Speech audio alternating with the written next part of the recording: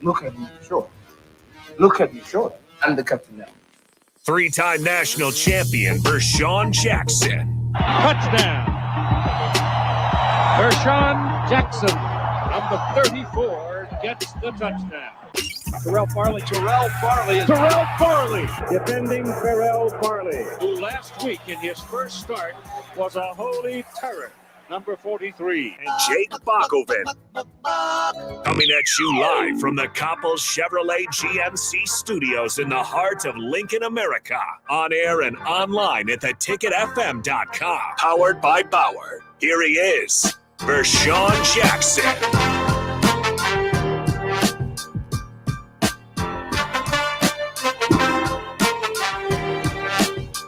Is this thing on? I think Hello. so. Is this thing on? I guess so.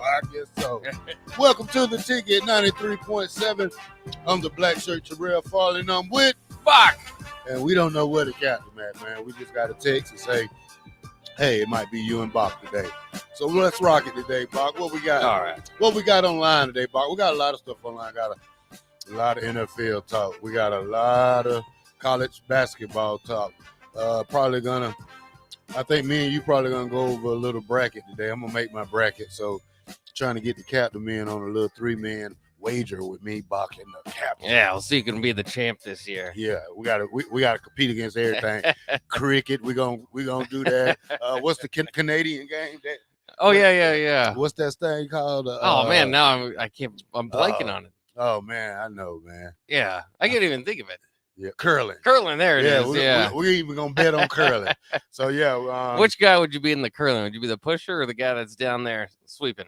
I gotta be the pusher. Yeah. That's too much work out of it. Yeah, that other guy's doing too much. All that shaving ice or whatever Yeah. directional stuff they trying to do, that's not for me. No. I don't think I can bend down that long. Yeah, it is. I wonder who's most instrumental in that whole process. We'll have a curling expert on someday. Yeah, I kind of watched a little play-in game last night. Where, Oh yeah. Who was that played?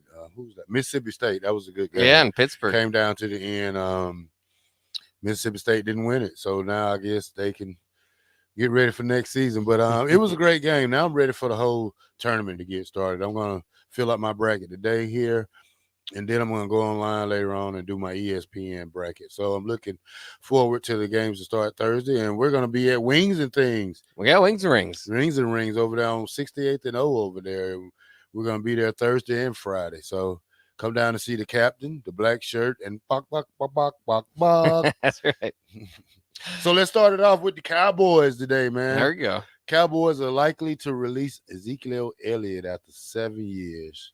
They also traded for Stephon Gilmore. Yeah. And they're going to re-signing linebacker Vander Esch or whatever. Vander Esch, yeah. Vander Esch. But I don't know. What you think about releasing Ezekiel? Like I said, that's at this point, it's a rumor. We'll see if that kind of comes to fruition. Now, they did, I think, franchise tag Tony Pollard, his running back, in the backfield there with him. It's a lot of money that they've got tied up in the running back room right now. And it's not, some of these is contract related. Darius Slay being released today by the Eagles as well. It's not because Slay can't play or, he won't be a great part of somebody's plan. It's just, salary cap related. And so it's interesting. I think over the long haul, Ezekiel Elliott, if you remember, was the top 5 pick. You don't usually see running backs being picked that high. And a lot of the tread usually comes off, around this time. He's 29 years old. Or 27 years old, excuse me. So maybe he's still got a few years left, but we've seen it in the last couple of years. He's not the back that he was when he broke into the league. Only averaging 3.8 yards per carry this past season. So I mean, I know the name seems a little bit bigger than probably the player at this point. So I think it is probably about time for Dallas to let him go. He can go help somewhere else, but I don't know if he's your primary back anywhere now. I think he's more of a 1-2 punch somewhere. Yeah, I don't know why the Cowboys probably don't want that 1-2 punch because, like you said, of the money. But the thing to me is Ezekiel Elliott haven't played bad. It's just that Tony Pollard played better. He's a change of pace back that I really like because it gives you more a speed option more than that power option. So, and the power football in the NFL is okay, but it's not more of a power run league anymore. It's a do it all league. So you see a lot of quarterbacks taking off running now, like Buddy from the Eagles, Jalen Hurts. Then you got the quarterback from Buffalo and their ability to run, and you throw a fast scat back in there like Pollard. And like I said, just like for Nebraska football, I would say that Grant would be the Ezekiel Elliott and AJ Allen would be my Robert Pollard, and that's a good thing because I like the style of AJ's, man. There's no knock on Anthony Grant whatsoever. It's just what I like, and he's a back that can catch it out the backfield and he can run it, and we seen it last year as a true freshman now, and he gets to have this freshman year back. So I'm looking forward to spring. Like the running back is going to be a very highly competition position to be back there, and I would love to just see AJ come out on top. But like I said, Anthony Grant not a bad running back too. So we got two-headed monster right there, really a three-headed monster. But like I said, man, I'm wishing Ezekiel Elliott to come to the Falcons so we can have it. And the Falcons have made some moves over the last couple of days. They probably spent over $250 million over free agency coming up and re-signing players. So we'll take a look at that later on in the day. And Travis Kelce, he signed a 4-year extension, 4-year, $57 million. But my hat goes off to George Kittle, man. That guy signed 5-year. He's signing a 5-year, $75 million deal. Oh, there you go. And then, you mentioned that. I thought it was interesting that Jason Kelce returning to the Eagles on a 1-year deal worth $14 million. We all kind of expected. I mean, he wrote the story. This was going to be his last run. You wonder if, getting that close to the Super Bowl and coming just short. Despite the fact he can celebrate his brother's Super Bowl victory, that makes him want to go out on top. And it feels like he's finally got the team there, which, he's been with the Eagles for a long time, won a Super Bowl before. But I can understand just the competitiveness, bringing it back to you. But unfortunately, what that means for Cam Jurgens is he's going to have to wait a little bit longer, maybe to get out there. Maybe they'll try to put him in at guard. They kind of threw him in there at heavy set lines and rotations at times, but his starting experience as a center is probably put off another year. Push back. Yeah, push back. I mean, you can't fault the Kells guy for coming back. That Eagles team is a great team. They're loaded with talent. They smashed everyone in the NFC this year. What their record was 14-2, 15-2. I mean, you lose 2 games and you still have the core of your team coming back. And this team is built for another couple of years, with or without Kels. Jurgens is going to have to wait. And, maybe that's a good thing for the Eagles, because, they're that close to coming back to winning. And maybe they think the core team of coming back next year will help them out a lot better. Yeah. Now, I also, because we were talking about the Cowboys, I think that Stephon Gilmore news is just huge. I mean, obviously with Trayvon Diggs back there, they're putting together a great cornerback unit. Micah Parsons already on that linebacker unit. I know there were talks about maybe getting Bobby Wagner in there. I mean, they're talking about a stacked defense. If you could do that one way or the other, that's going to be really good. So, I mean, the Cowboys this offseason, it's they're America's team. You always get some fun love usually for what they do one way or the other. But I like the moves that they're making. I think it can make them a little bit more competitive, like we're saying, in a division now that's pretty tough with the Eagles in there. What do you think? I mean, there's been some quarterback moves too. Nothing too major other than Jimmy G in Oakland, or excuse me, now Las Vegas, and then they trade Darren Waller to the Giants. So it felt for a second like, all right, well, I guess there's some pieces around there. They maybe feel like Jimmy G can just quarterback you to a win. I've said this the whole time, though. I don't see how that's an improvement from Derek Carr. I don't see how that's moving off of, you move off Derek Carr, and I understand that just hasn't worked. He's been in the same place, but that seems like change for change's sake, because I think Derek Carr is probably a better quarterback than Jimmy G is. Well, I don't know. Jimmy G fits the Mike McDaniel's offense, as he says, he was a former offensive coordinator for the New England Patriots. He was the Mhm. next in line. Jimmy G came there. He came in for Tom Brady when he was hurt. Jimmy G did great things for the 49ers, but they wanted to go with the young guy, and now you sitting here with Mr. Irrelevant, probably going to be your number one quarterback. My thing about this is why would you trade a tight end if you're getting a quarterback like that? Like I said, it doesn't make a lot of sense because, like you said, Darren Waller is a great athlete. He's one of those. I don't know if he was a former basketball player, but he has the former basketball player type of body. Probably a 6'6" guy who likes to jump, who likes to run. Reminds me of Tony Gonzalez a lot. Just like I said, this tight end position is getting real stacked at the NFL because now you got Kittle and you got the guy from the Falcons last year that went to the University of Florida. This has been an interesting group of tight ends right here. Yeah, there's a lot of good tight ends out there. I wonder if they just, it might have been another, salary cap type of move. Maybe they have confidence in their backup tight end at this point. I'm not really sure, but I'm probably taking a loss there with Darren Waller. But some of these trades, again, they're not necessarily fair across the board. They're just salary cap moves. The other more interesting and notable storyline of free agency right now is Aaron Rodgers and his wish list that he sent to the Jets. And apparently, that's very real. From certain reports are out there that this basically is waiting on Aaron Rodgers. The Jets are ready to do it. The Packers are ready to do it. The Jets just obviously need to know, does Aaron want to play? Is he ready to go? With them signing Alan Lazard, which was on the wish list, which is a weird wish list to begin with. Aaron Rodgers. I've seen the other players. Yeah, Aaron Rodgers is part of the critique, I suppose, from defenders of Aaron Rodgers. He doesn't have enough help in Green Bay. Now he wants to go to New York and bring around the same guys.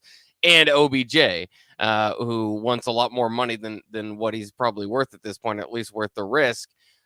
So it's a strange wish list. It continues the never-ending saga of Aaron Rodgers and kind of the look at me type of attitude that he has now having this wish list out there. But the Jets did get Alan Lazard. They're in contact with Randall Cobb, so it looks like that move's very much in the works. But with Aaron Rodgers, you can never know. He might change his mind in a minute. You have some type of premonition or something. Who knows? I don't know why people think that. I think it too, that Aaron Rodgers has too much power. He demands too much power. The guy is not even better than Brett Favre to me, just playing wise, because Brett Favre was a warrior. Aaron Rodgers, he sounds like a baby. He sounds like a guy that I wouldn't like to play for or play with. You got to let the execs handle who you need to get there and what they can spend. I think they paid too much for Lazard, probably $44 million. He probably won't make it to the end of the contract. Odell Beckham had a training. He had a workout thing the other day. Don't know where he's leaning at right now. I don't know what the Jets had. They had a decent season, I think. What was they, 9-7? 7-10. 7-10. But their offense was pretty bad down the stretch. Yeah, so it's a lot going on. I want to let it play out, and I would rather work on my defense than working on a wish list for Aaron Rodgers. Yeah. But at the same time, we can kind of poo-poo Aaron Rodgers and his off-field stuff, and kind of the frustrations there. This guy is 1 year removed from back-to-back MVPs. I mean, he said this is one of the best all-time quarterbacks. It hasn't necessarily worked out in postseason play, but for the Jets, success is making the postseason, is kind of being, playing some relevant football in New York. I think football is better when your New York teams are better. The NFL is. And so, I'll be excited to see it if it happens. I think I think at this point, all the writing is on the wall for the trade to happen. And the other thing is that Green Bay's like fully ready to move forward. They've kind of, their president said it themselves. They're kind of moving forward with Jordan Love. So if it didn't happen, it's almost like Aaron Rodgers is either retiring or playing elsewhere. It's probably not going to be Green Bay. Well, I don't really like Aaron Rodgers, so we'll skip to the next one. Michael Thomas, former Saint. Well, he's rejoining the Saints on a 1-year deal. Kind of base incentive deal. This guy right here, 1,700 yards, probably in 2019, was an All-Pro. Looked like one of the best receivers that we probably was going to have for the next couple of years in the league. kind of had 3 years of injuries, it seems like. I know it's 2 years of foot problems. So, can this kid get back the same? Can he get the Saints back? Can he be that number one receiver again? It's a lot of things going on in New Orleans down there. You got Alvin Kamara. He's facing discipline problems this year. He's probably going to sit out a couple of games. Who else? What's his name sign back with the Saints? Winston did. Yeah, Jameson Winston. Not a bad guy. So here's the thing. See, this is my thing about the Saints. They don't know what they wanted to do because you had the tight end / quarterback the one time. Taysom Hill. What happened to him? He fell off the map. He's still there. Well, he's just a tight end. He's just not a future planet quarterback. So you trade for a great quarterback now. You got to get some players that's gonna having Alvin Kamara around Derek Carr is going to be great for Derek Carr because he can just dump it off to him. But you don't know how many games he get. He's going to at least get about 5 games for that battery thing he did in Las Vegas during the Super Bowl. So you really have to get a great backup just to survive the 5 games without him. Saints defense, they can play better. I'm not a Saints fan anyway, but I just like football enough to talk about that situation. Yeah, it's interesting. There's a lot of moves to be made in free agency. It starts today, I believe. So if you can officially sign, it was it's the legal tampering period these last couple of days. So that's why all the which is strange because I think at some point maybe there was illegal tampering and reports got out and then it's just like. Yeah, whatever. I mean, this is what should be going on, probably at this time. So legal tampering era has been fun, and we've kind of figured out a lot of moves in the NFL, and it is fun. It changes your perspective. I think as the year ends, there's going to be the draft, free agency is going to happen, but you try to place all your teams kind of where you rank them and all that based on where they finished last year. And now, 3 or 4 teams got a new quarterback and some big moves being made, big names moving. It kind of allows us to reimagine some of this. And, I saw a tweet too from Fielding Yates. If you're looking at high spending teams in free agency, we've seen, I don't know who that will be this year. We've seen the Browns make some moves with their quarterback, Deshaun Watson, in order to open up some salary cap. There's, a lot of teams are doing that.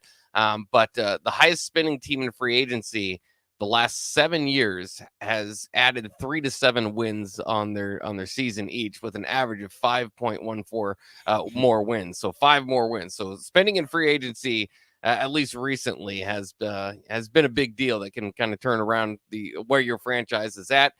There are other teams like the Rams that have done that and are now on the other end of that, where they have to shave some salary cap and aren't necessarily positioning themselves for the greatest year this upcoming year, but have to focus more on long term. Well, they paid for what they got. They paid for the championship. They got it. It's time to rebuild now. You got a older Matthew Stafford. You got a Aaron Donald that you don't know when he's going to retire. So now you got to see who you got to base your team around for that. And that's the name of the sport. Dallas Cowboys did it for years. You can look at their record and success and how they're going through it now. But hey, that's just football. Yeah. It'll be fun still as it opens up. Some of where these guys land. There's going to be a lot more still big names moving, and we'll kind of see the end to the Aaron Rodgers saga hopefully here soon. But we got plenty more coming here on the captain. Yeah, I'll let you throw it to break. All right, we're going to talk about Lamar Jackson. Is $133 million guaranteed? Is it enough? He said $200 million is guaranteed. Is good enough for him. So on the captain, on the black shirt. We're sponsored by Bauer. Infrastructure. Bauer. Underground. Oh, man. Brandt. Excavating. All right, we're by Bauer. This is the Ticket 93.7. I'm the black shirt, Terrell Farley, and I'm with Bach. And maybe we'll get the captain to call in after this.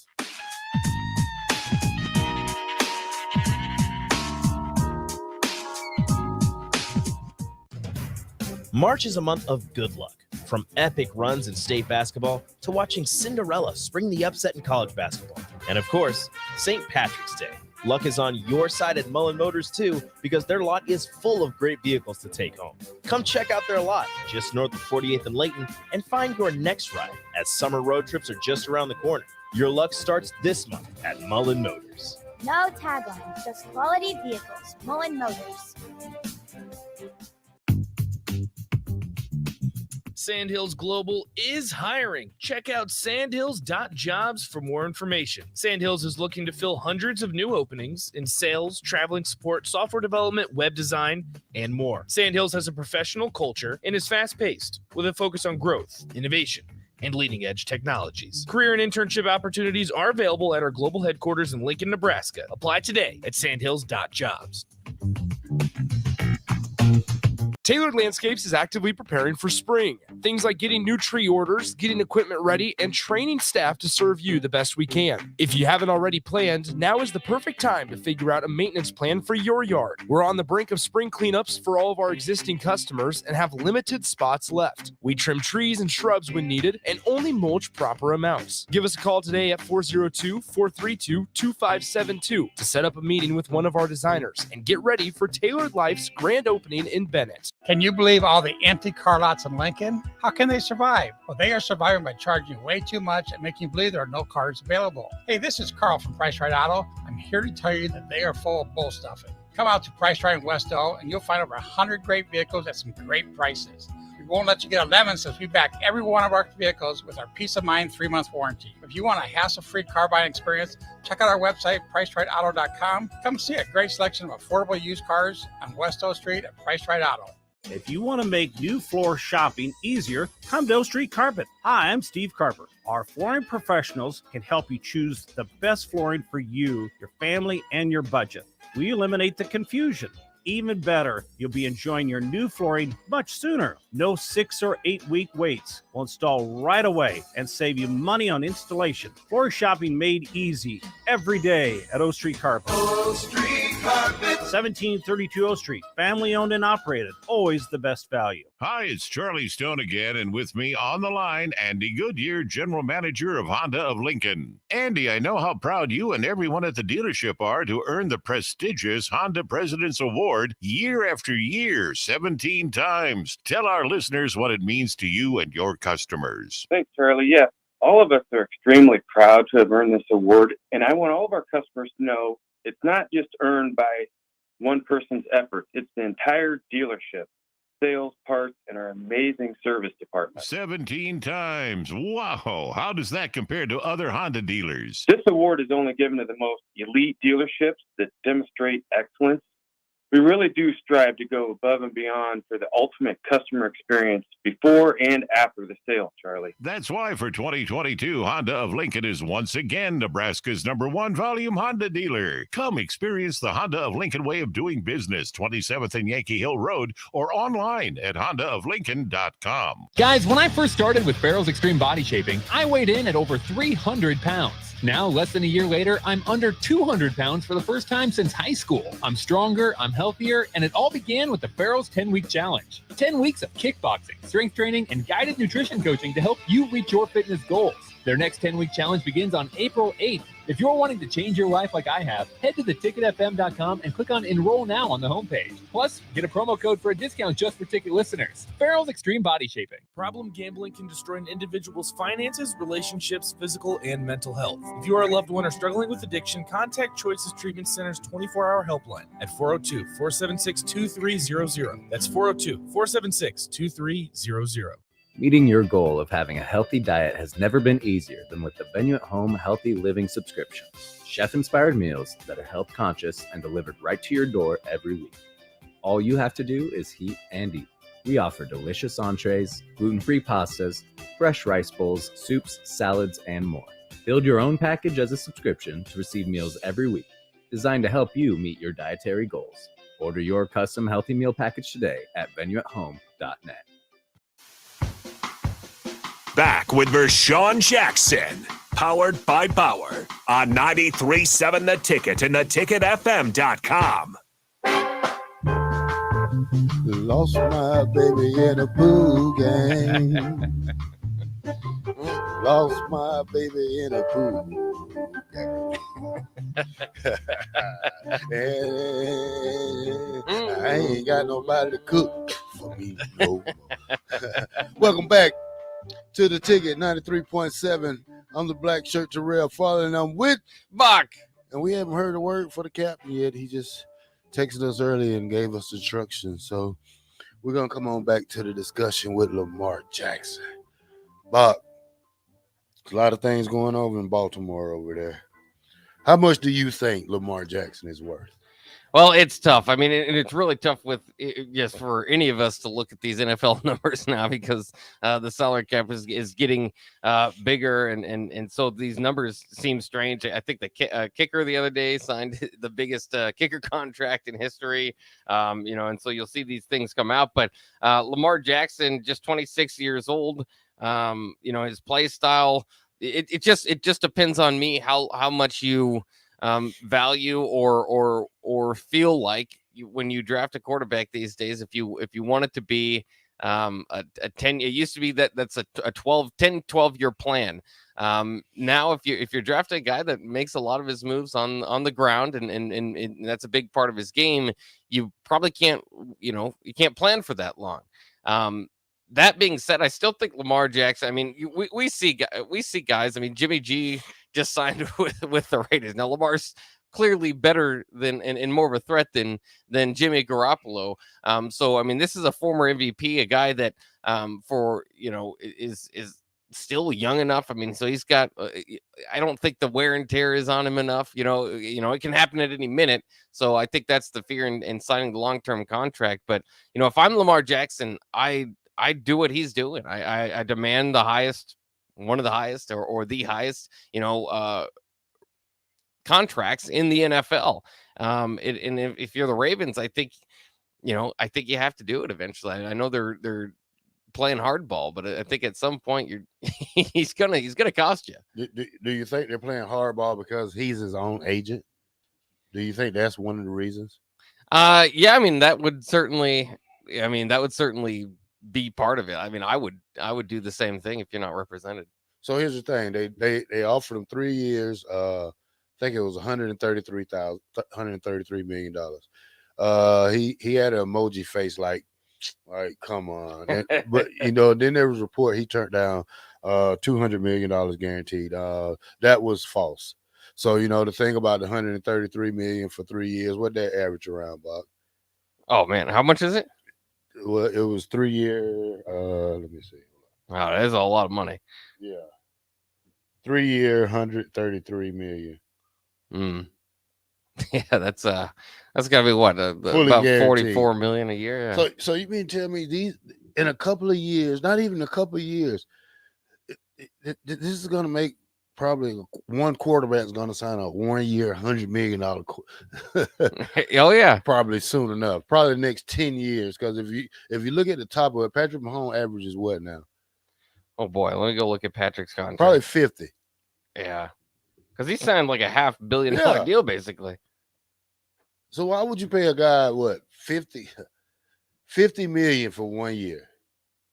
See, yeah, Patrick Mahomes signed a 10-year, $450 million contract, so that's $45 million a year. $45 million. So if anybody can top his play or come in and be better than him for 5 years, then you got to tell me that kid's going to get $50 million a year. Well, the interesting thing too with this situation, if you remember, he got the franchise tag from the Ravens, so they've got more time now to kind of settle it out. Non-exclusive. Yeah, non-exclusive. That's what makes it real interesting. Is another team could come in, offer more money, and if the Ravens don't want to match, then he's off, and they get some draft picks or whatever. But then Lamar Jackson's off and moving. I kind of wish the Falcons had that type of money when we already committed to a quarterback, but we need that next Michael Vick probably that Atlanta needs. But I know it's a long shot. But talking about some more football, running back David Montgomery signed 3 year.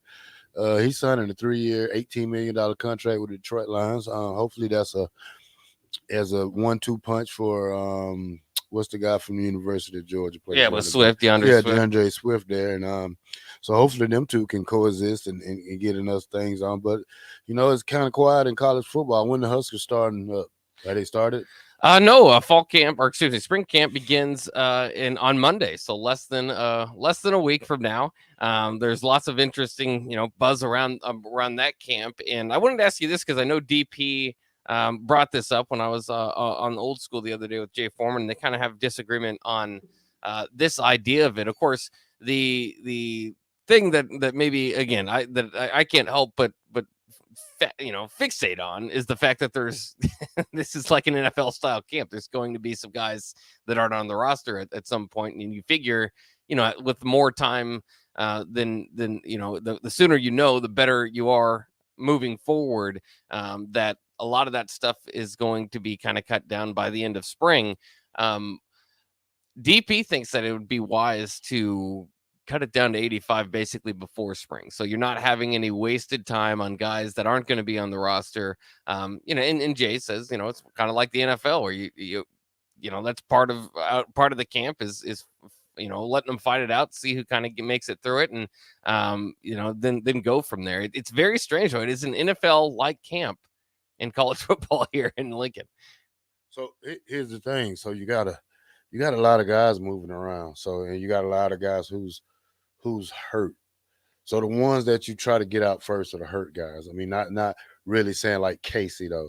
I'm talking about guys who's been hurt 2 years, who haven't did anything, who haven't been able to contribute to the injuries team. Are just catching up to them, and they stay hurt. So you get rid of those guys first, and then you got to think about the tweener guys, the guys that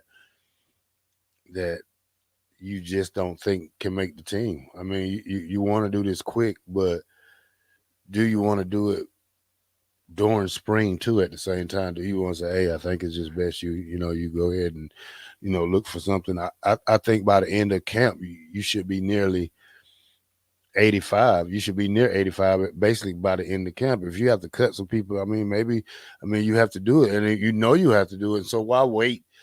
And then this kid can't get somewhere else in the last moment. So don't let this spill over the fall camp if this kid is not going to make it just because you want the bodies in there. Don't let that be one aspect of the thing that you have to do.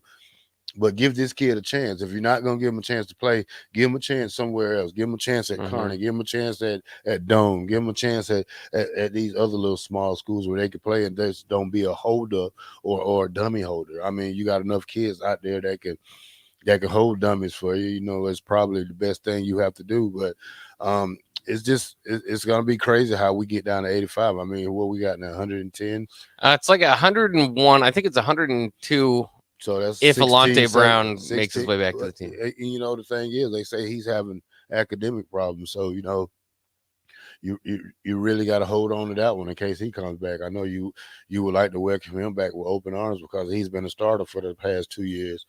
Like I said, the wide receiver group it's a deep group, but we don't have a true number one yet. So you want to probably keep that spot open for him, and you got to just it's a lot of things going on with this, man. And what hurts me more is that I feel for the kids who came here for a 4-year ride and only get to stay a year or so because what's going on with the university. It's not their fault.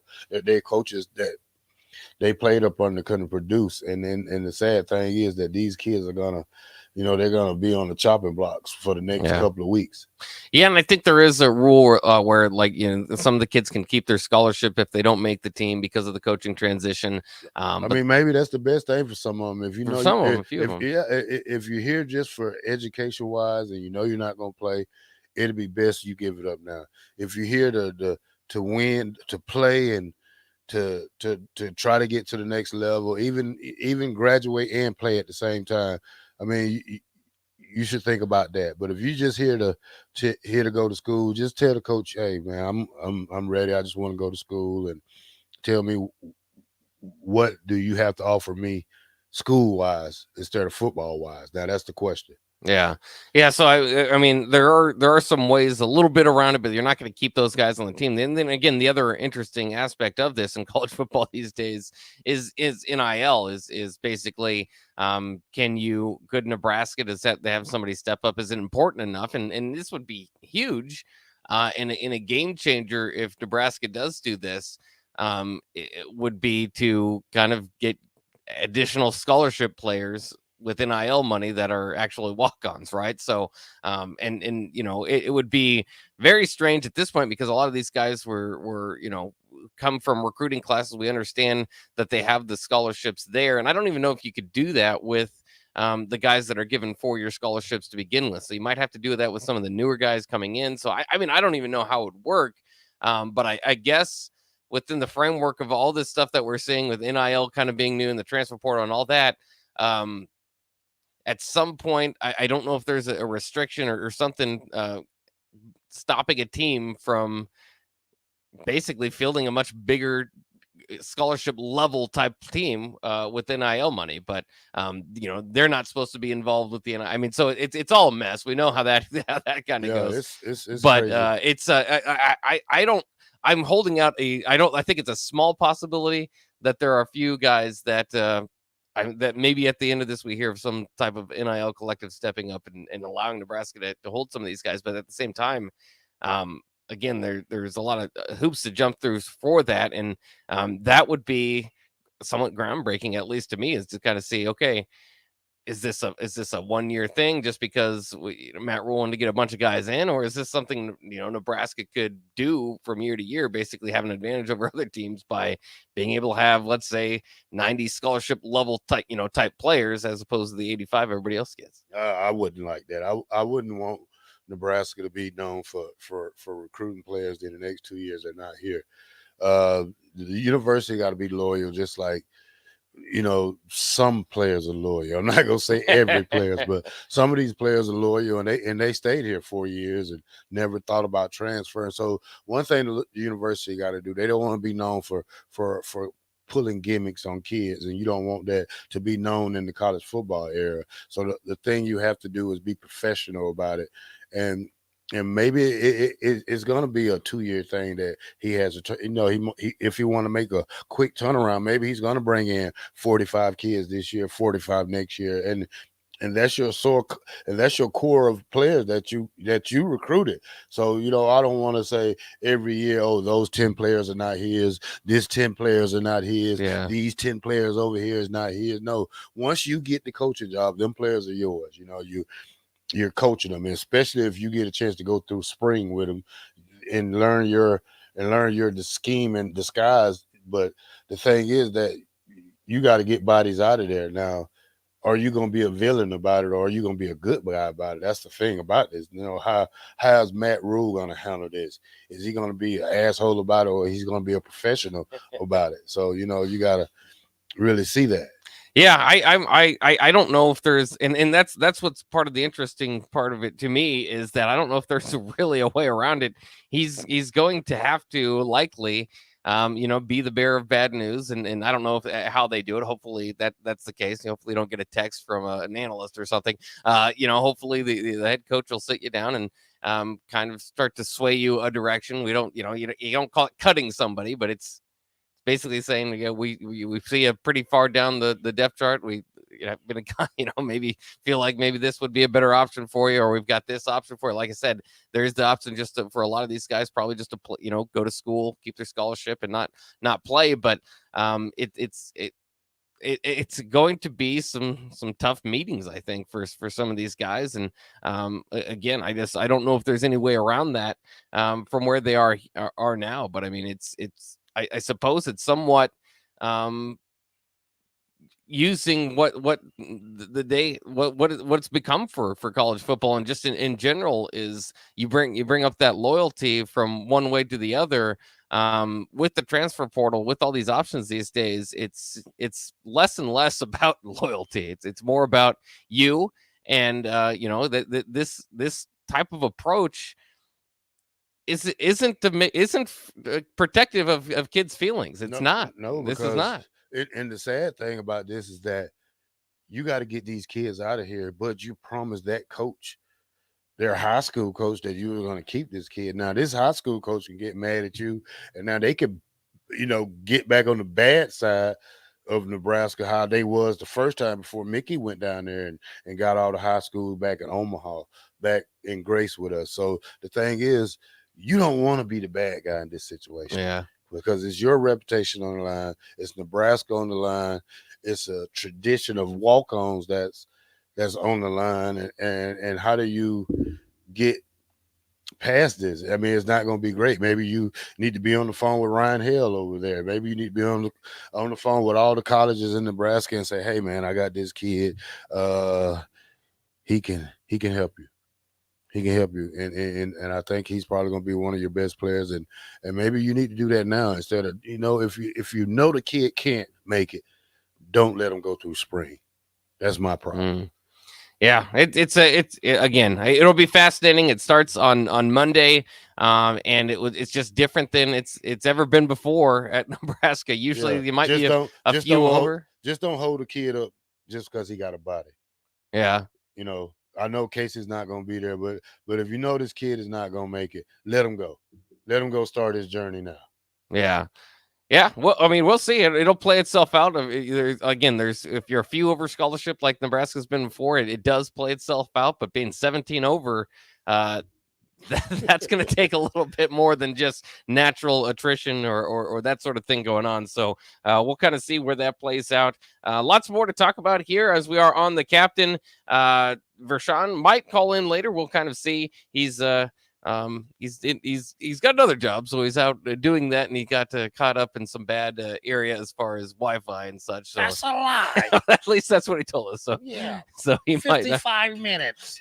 so he might not be able to hear from the captain today, but hopefully we do, and I'm sure he'll be planning to come out to Wings and Rings for the NCAA tournament, which starts tomorrow. We can talk a little bit about that. There's a lot of college football news. Oleg Kohenet's transfer, just lots to talk about still throughout the captain. So I'll let you throw the break. All right. This is for Easy Go. Got 2 locations in Lincoln. If you ever want to stop up and fill gas, because we're sponsored by Easy Go. This is Terrell Farley, the black shirt. I'm at 93.7, and I'm with Bach, and we'll be back.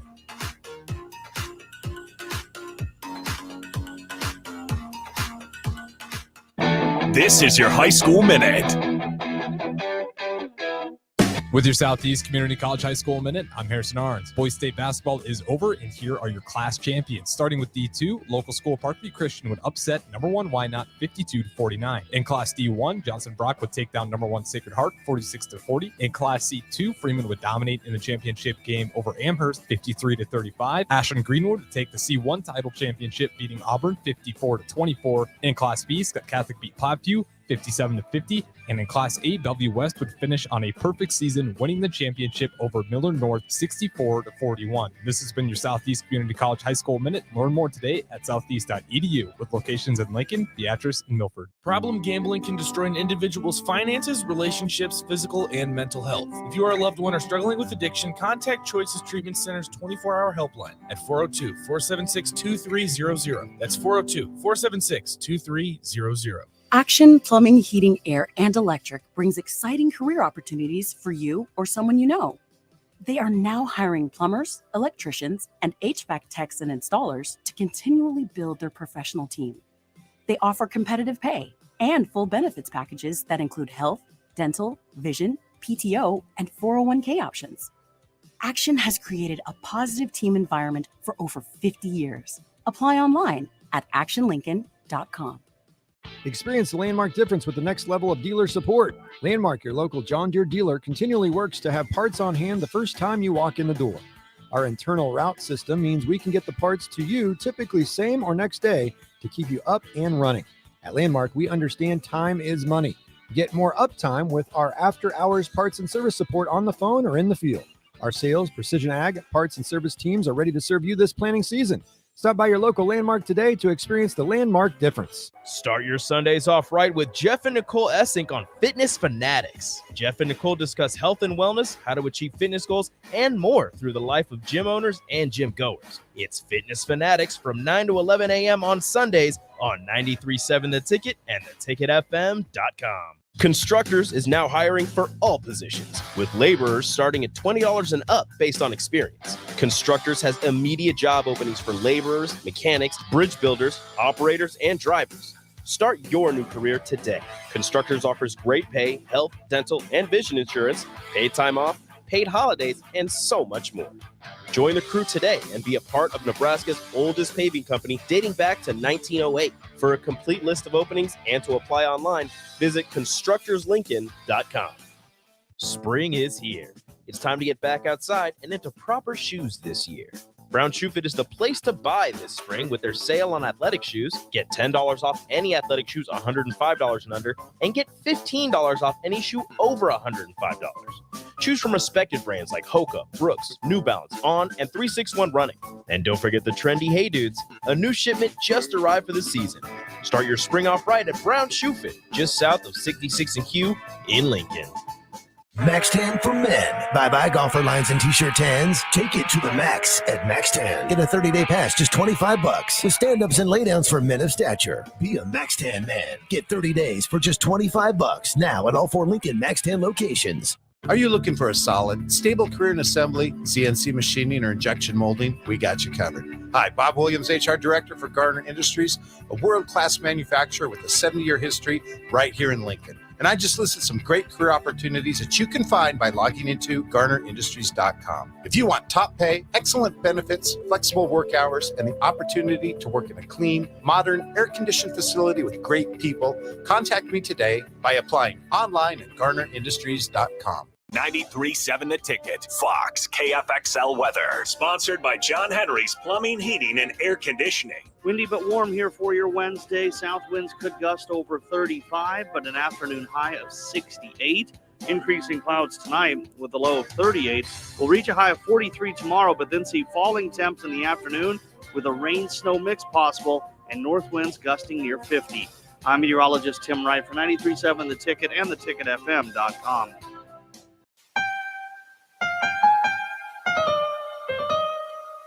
Back with Vershawn Jackson, powered by Bauer, on 93.7 The Ticket and theticketfm.com.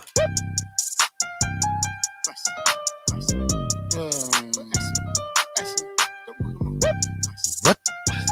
Yeah. It's the black shirt and Bob. It's the black shirt and Bob. It's the black shirt and Bob. We ain't got no captain here. It's the black shirt and Bob. It's the black shirt and Bob. It's the black shirt and Bob. Ain't no captain in here. Yeah. We back to the ticket, 93.7 on the black shirt. Terrell Farley, I'm with Bach. All right, Bach. I got a question for the text line, man. Somebody call in and talk to us, man. With this Nebraska football, 17 players over the limit, do you think they should let them go now, in the middle of spring, or the day before fall camp? Let it just see how it goes, yeah. Or do you just let it see? Yeah, let me know. Call me. Call us. Start a Heyman text line, 402-464-5685. Yeah, Thunder VJ can't catch Collins. I'm sure I can't see how that keeps going, but in any case, or maybe that's not Collins still. Anyways, he says, I really hope Rule and his staff aren't afraid to move on from players. It's best for the players, for the school, and for the school for letting a player hang around that you don't have plans for. It doesn't seem fair to either side. Mostly the staff has to work. If we still can't get over the hump with Rule, it worries me. It will get that much harder to ever return back to being relevant. Do you kind of have that fear? I know that was kind of heavy for the Scott Frost era. For a portion of the fan base was like, if Scott can't do it, then who can?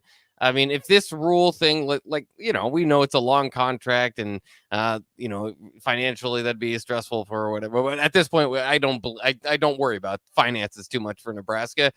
They have been, along with a few other schools, paying off coaches for the last 15 years. So add another 5-10 years to it. Wouldn't be any different. I don't know. I just don't have that all-encompassing feeling of if Rule doesn't work out, then Nebraska is going to be in an awful spot. Now it is, it would be an extension from, and I think that's why that I don't feel that way. It would just be an extension from where they've already been for the better part of 8 years now. So I mean, if it turns out that it doesn't work out, and 4 years later it's 12 years, it feels further in the depths. You might not have the sellout streak, or so there might be a few different changes, but I don't know. I don't have this feeling that it's Rule or bust. I think, well, we got the money. That's the thing. That's why we're not afraid to lose money. But I kind of like this question from Thunder, because he says, I really hope Rule and staff aren't afraid to move on from players. It's best for players in the school for letting the player hang around that you don't have any plans for. And that's the thing. So you don't want to be that villain. And that's what I'm talking about. You don't want to have that name tag associated with you. Like, hey man, Nebraska's going to trick this kid, so we probably don't want to let him go there, or we probably going to try to downplay the Nebraska thing because Nebraska's not doing the right thing for the kids. And this is what college is all about, the kids. This isn't about rule. This isn't about winning games. This is about getting these kids out of here. You got 15, 17. Just tell the truth. Tell them the truth and say, hey, I think it's time for you to go.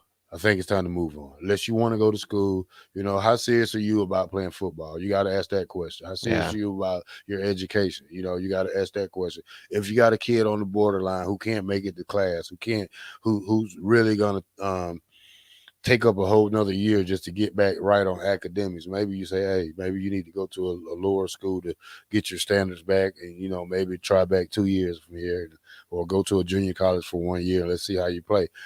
I mean, like I say, you got enough positions. If you got 22 cornerbacks and 22 receivers, you got to get rid of some of them. Yeah. You don't have the cherry pick other positions to have 22 cornerbacks on there because you can only play 4.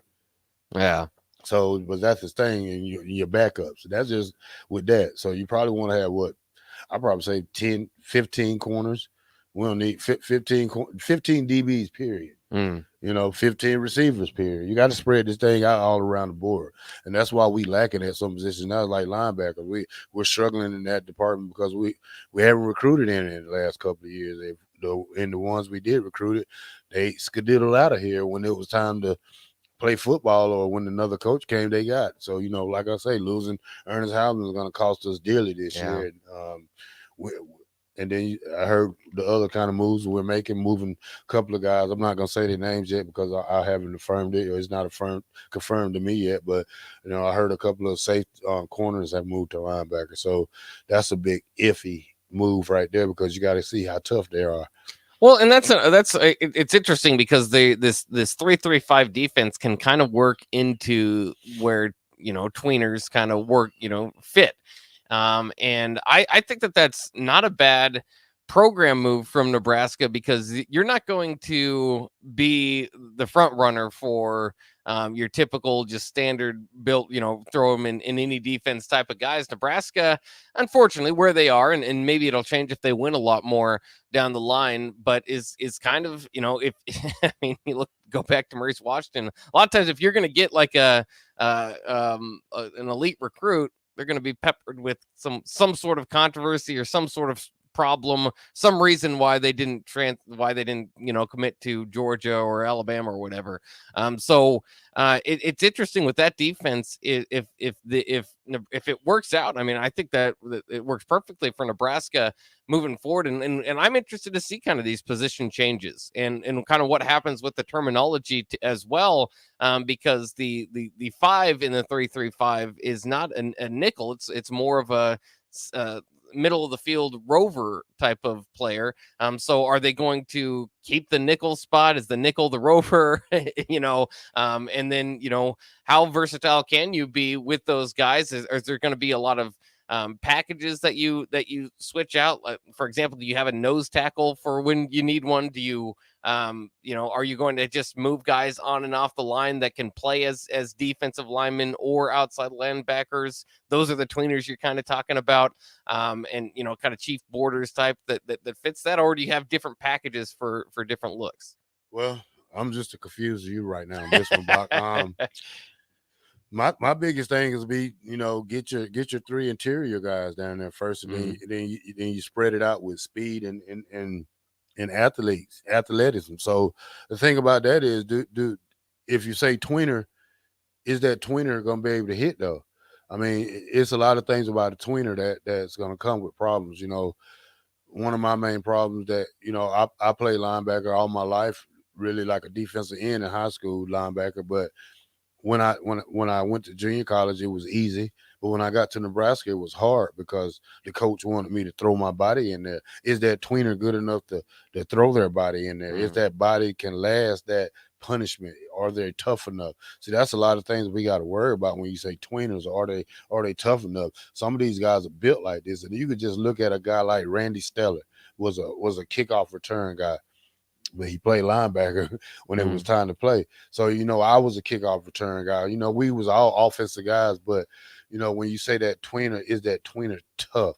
Is that tweener going to be tough enough to fill that A gap if he has to get in there and do that job? So it's a lot of things you have to say when you say that tweener part.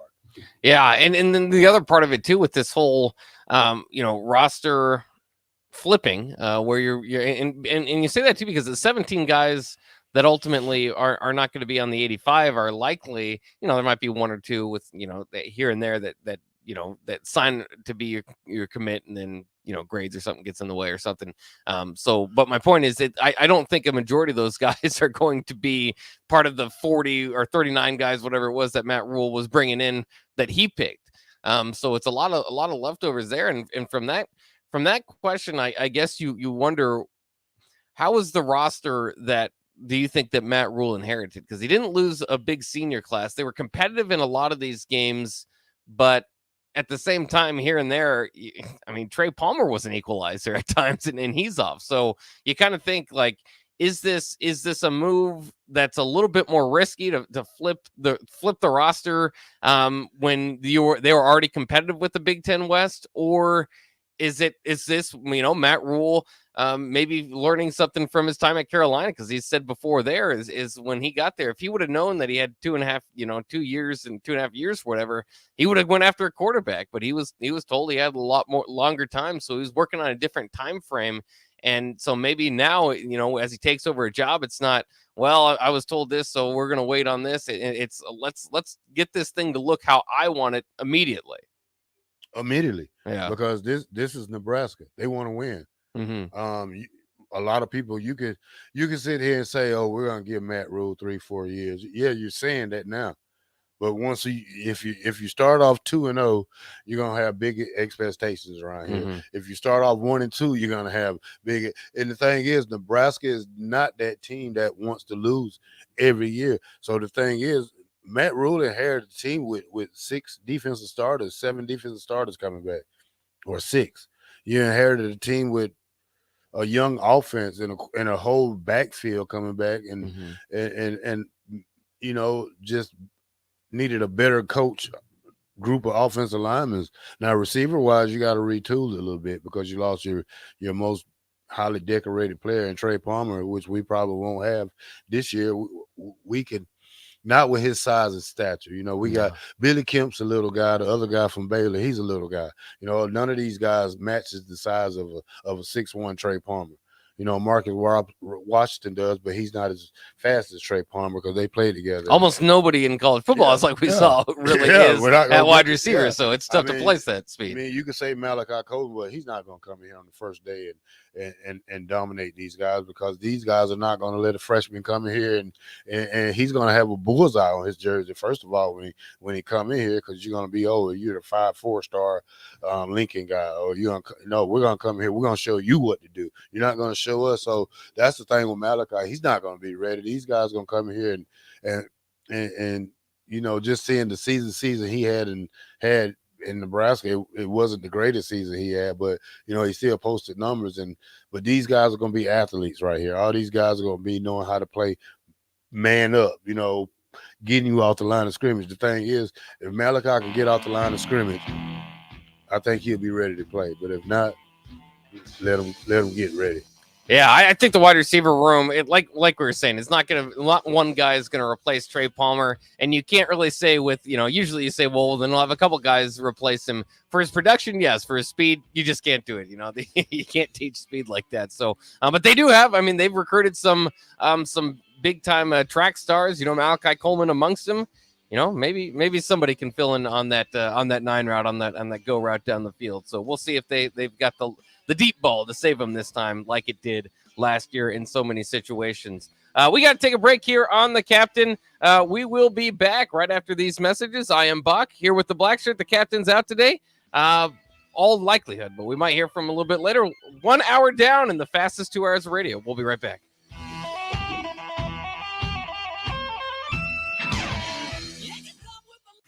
This This is Lincoln's home for sports talk on the FM dial. Also online at theticketfm.com. On the internet, KNTK FM Firth, 93.7 The Ticket.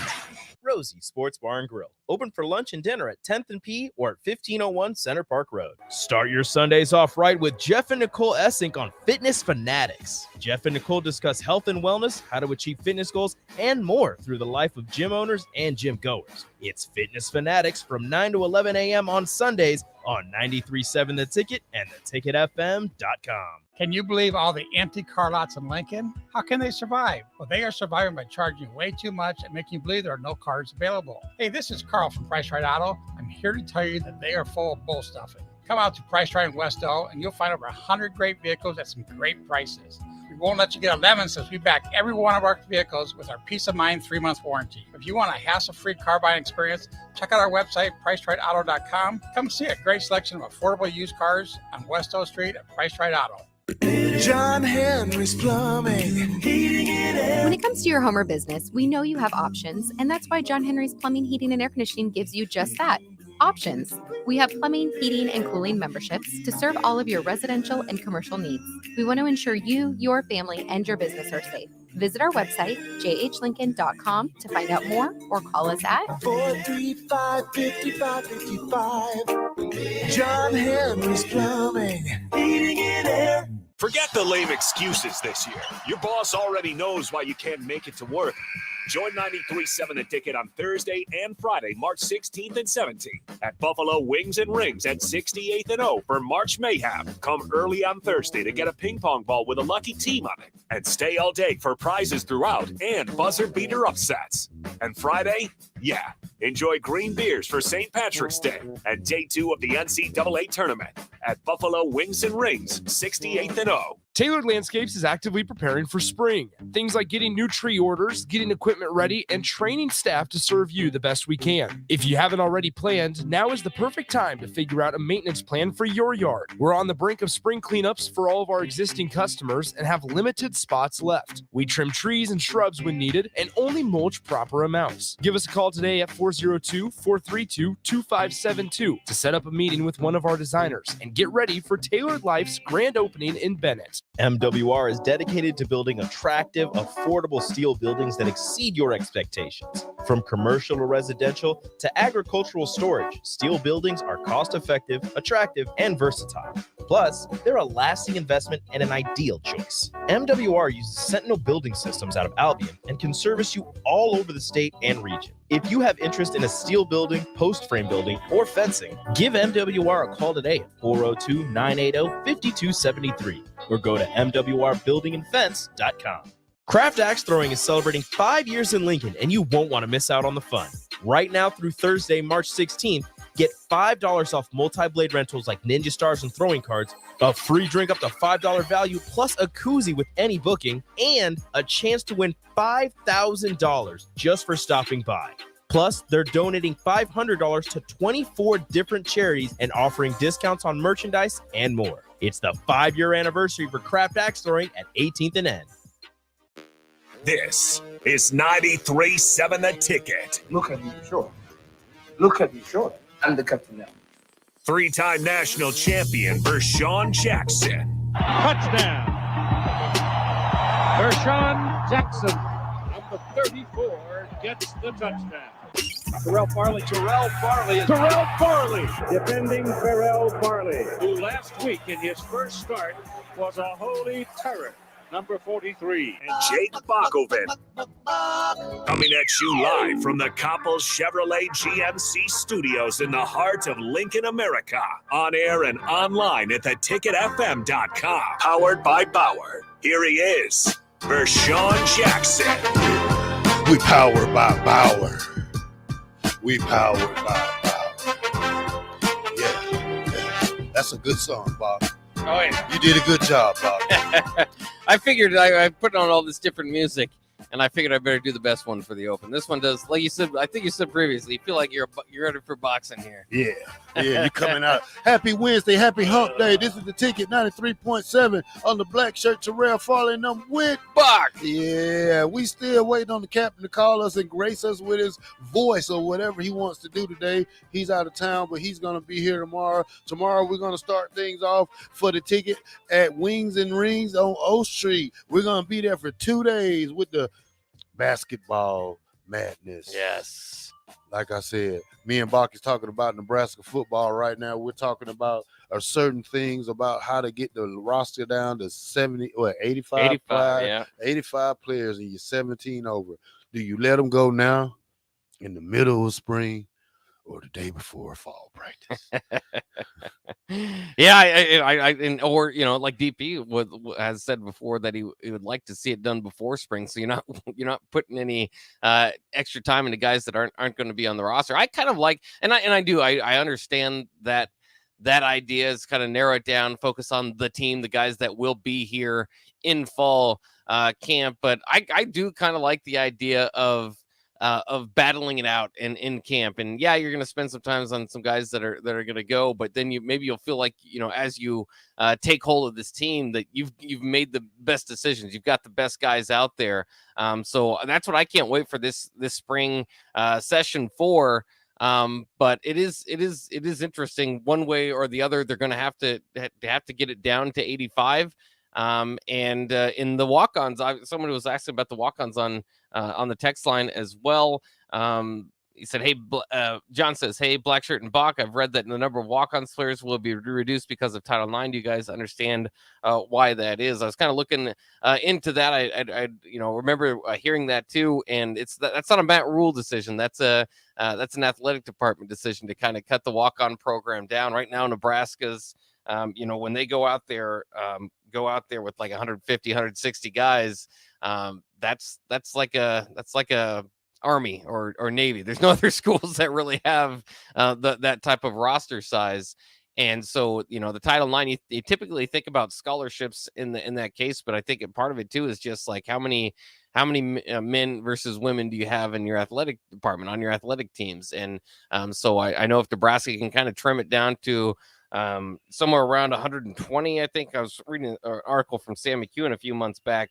If they can get it down to 130-man roster, 120-man roster, that'd still be one of the bigger rosters in the Big Ten, but in college football. But it wouldn't be. It would do enough for them that if they cut it down, that they would be kind of cutting down the majority of the discrepancy that they have for Title IX right now. So yeah, I think you will see a smaller walk-on program moving forward.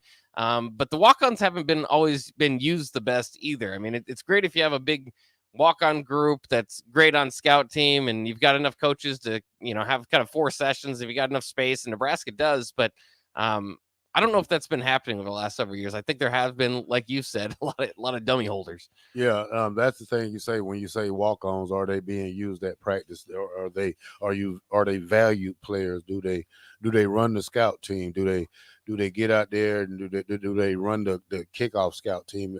It's a lot of things, because you want to mix it up. You want to have walk-ons and third-team players practice together.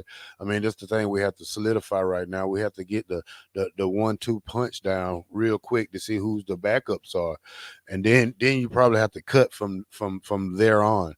And like I said, you said the walk-on program has been a very strong part of Nebraska for over 40 years, and I know it was taken out at one time, or it wasn't really an issue, not utilized, but it wasn't utilized, and I still think it's not utilized how it's supposed to be. I mean, we probably need to get the best of the best walk-on players to help this team.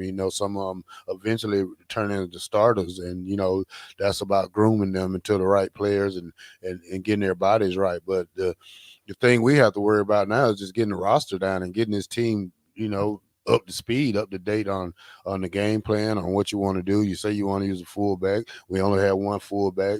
You say you want to use receivers as running back, multi-position guys. Can these guys take hits? There's a lot of variables in these things, because these kids are not built like we were in the 90s. These kids are most of their stuff is judged by by computers. I went to practice one year. They had monitors on them, see how fast they was running, see what their heart rate was, and all this. I mean, that's all good. That's from a health point, I think. But as players, you really have to get in there and get dirty and practice hard just to come out here and get these positions. And I don't want to say I don't think this spring positions are going to be handed out that easily like they were over the last 2 years, because I knew some players were better than some players at some positions that Nebraska was just wasn't trying hard enough. And the thing is, these kids are going to come out trying hard this spring because they want to impress Coach Rule, and Coach Rule has to coach them because he want to impress them, and you want to weed out these kind of players early who don't want to fit the program mode. So, there's a lot of things. I mean, it could be football is not going to be the only issue to get rid of some of these players. They're going to have some baggage. They're going to have some problems that they went through, and Coach Rule already knows some of them that he can't fix, but like I said, if you can't fix that kid, if you can't help that kid, let that kid know before spring even starts. Don't just have him out there just beating his body up while he could be somewhere else or on the computer trying to find another school to go to. Yeah, it's again, it's very interesting kind of what their approach is to that, because I know, like, when you talk about camp battles and going out there and winning a spot, I mean, there are just some guys with huge, I don't want to say huge, but, NIL deals with the, 1890 initiative. They announce who those guys are. You're assuming that those guys are within good standing in the program. And then again, there's all these other guys. So, I mean, if you basically add up all that, and I will, I mean, I think that would be fun just to add up the 1890 initiative athletes to the new group of players that Matt Rule is bringing in, and then see from there, who might be fighting for a spot. But I guess my point is, I think that they've probably have an idea of some of the guys that are going to be tough to keep around. So, again, you're just kind of going through morally what's the best way to do it. Do you tell them now that they're facing an uphill battle so they know, I mean, to kind of make plans, or do you just kind of let them fight it out in spring and then have just kind of the big doom and gloom meeting to tell them doomsday. Yeah, doomsday meeting. Hey, could you bring your playbook and bring the iPad in? Could you bring me your playbook? Yeah, this is not NFL. Don't break this kid heart, because you don't know what these kids are thinking at 18, 19 years old, and they just, they thought they was going to be here for 4 years, and now all of a sudden, poof, they're gone. Yeah, and I do too. I know you say, look around at Doan and all those other places. I think there's for several of these guys, and for a few of them, the interest might have run dry, because we know in the transfer portal, a lot of those guys go in and never find a spot. But I think there's two, just because I think there's going to have to be somewhat notable names that aren't on the roster, just based on, and I'm not saying like top end players or anything like that but if you're a Husker fan and you pay attention to recruiting, or you pay attention to just the outskirts of guys getting playing times, some of those guys are going to probably have to be among those let go, and then some of those guys will get interest from outside schools at Power 5 level. So it's not all just absolute terrible news, but it's not what, if these guys are staying this long, they're fighting through the spring, you know what their plan is. Their plan is to make the team. Yeah. So yeah, and we got a text from the garbologist. The garbologist. Yeah, he said, why doesn't Nebraska start a women's field hockey or women's lacrosse team, or both? Other Big Ten schools have those programs, don't they? That would help the Title IX. Also, the university has the money. Yeah, I don't keep up in the politics side. I don't even know what the Title IX is. Is that does a women and men's sport? Yeah, it's an equality type of thing to make sure you're giving opportunities to women as well as men. And football team takes up obviously a lot of the men scholarships and athletic. Well, that's something Trev has to get in touch with and try to focus more on the, and we just can't be that one school that focuses on football. That's one thing I think Nebraska has failed over the years, because we have a great girls volleyball team. We have one of the best teams in the nation. Besides volleyball and football, where do we go then? I mean, we need to get some type of sports here. Well, yeah, I mean, I don't think the success has been there all the time, but I think when you look at like the baseball stadium's one of the best in the Big Ten, the soccer field's beautiful. I mean, they've got they've put some good money down for all these for most. I don't want to speak for every program because I know some programs out there would be mad for me, and I don't want to speak for them. But I mean, as far as some of these, and obviously Pinnacle Bank Arena is beautiful. Memorial Stadium is iconic. So you don't need to touch those. But a lot of these kind of other programs, I think they have some pretty darn good facilities. So I mean, I don't think it's from a lack of I guess want to from the athletic department. It's just at times different programs struggle for different reasons, but that's part of the overall job that I know Trev has focused on is getting the athletic department back. Yeah, outside we're all talking about, man, you just got to fix the football program, and ultimately that's what he's going to be judged and based off of. But his goal is to get the whole athletic department moving in the same direction. That direction's up, and some of the track and field did well.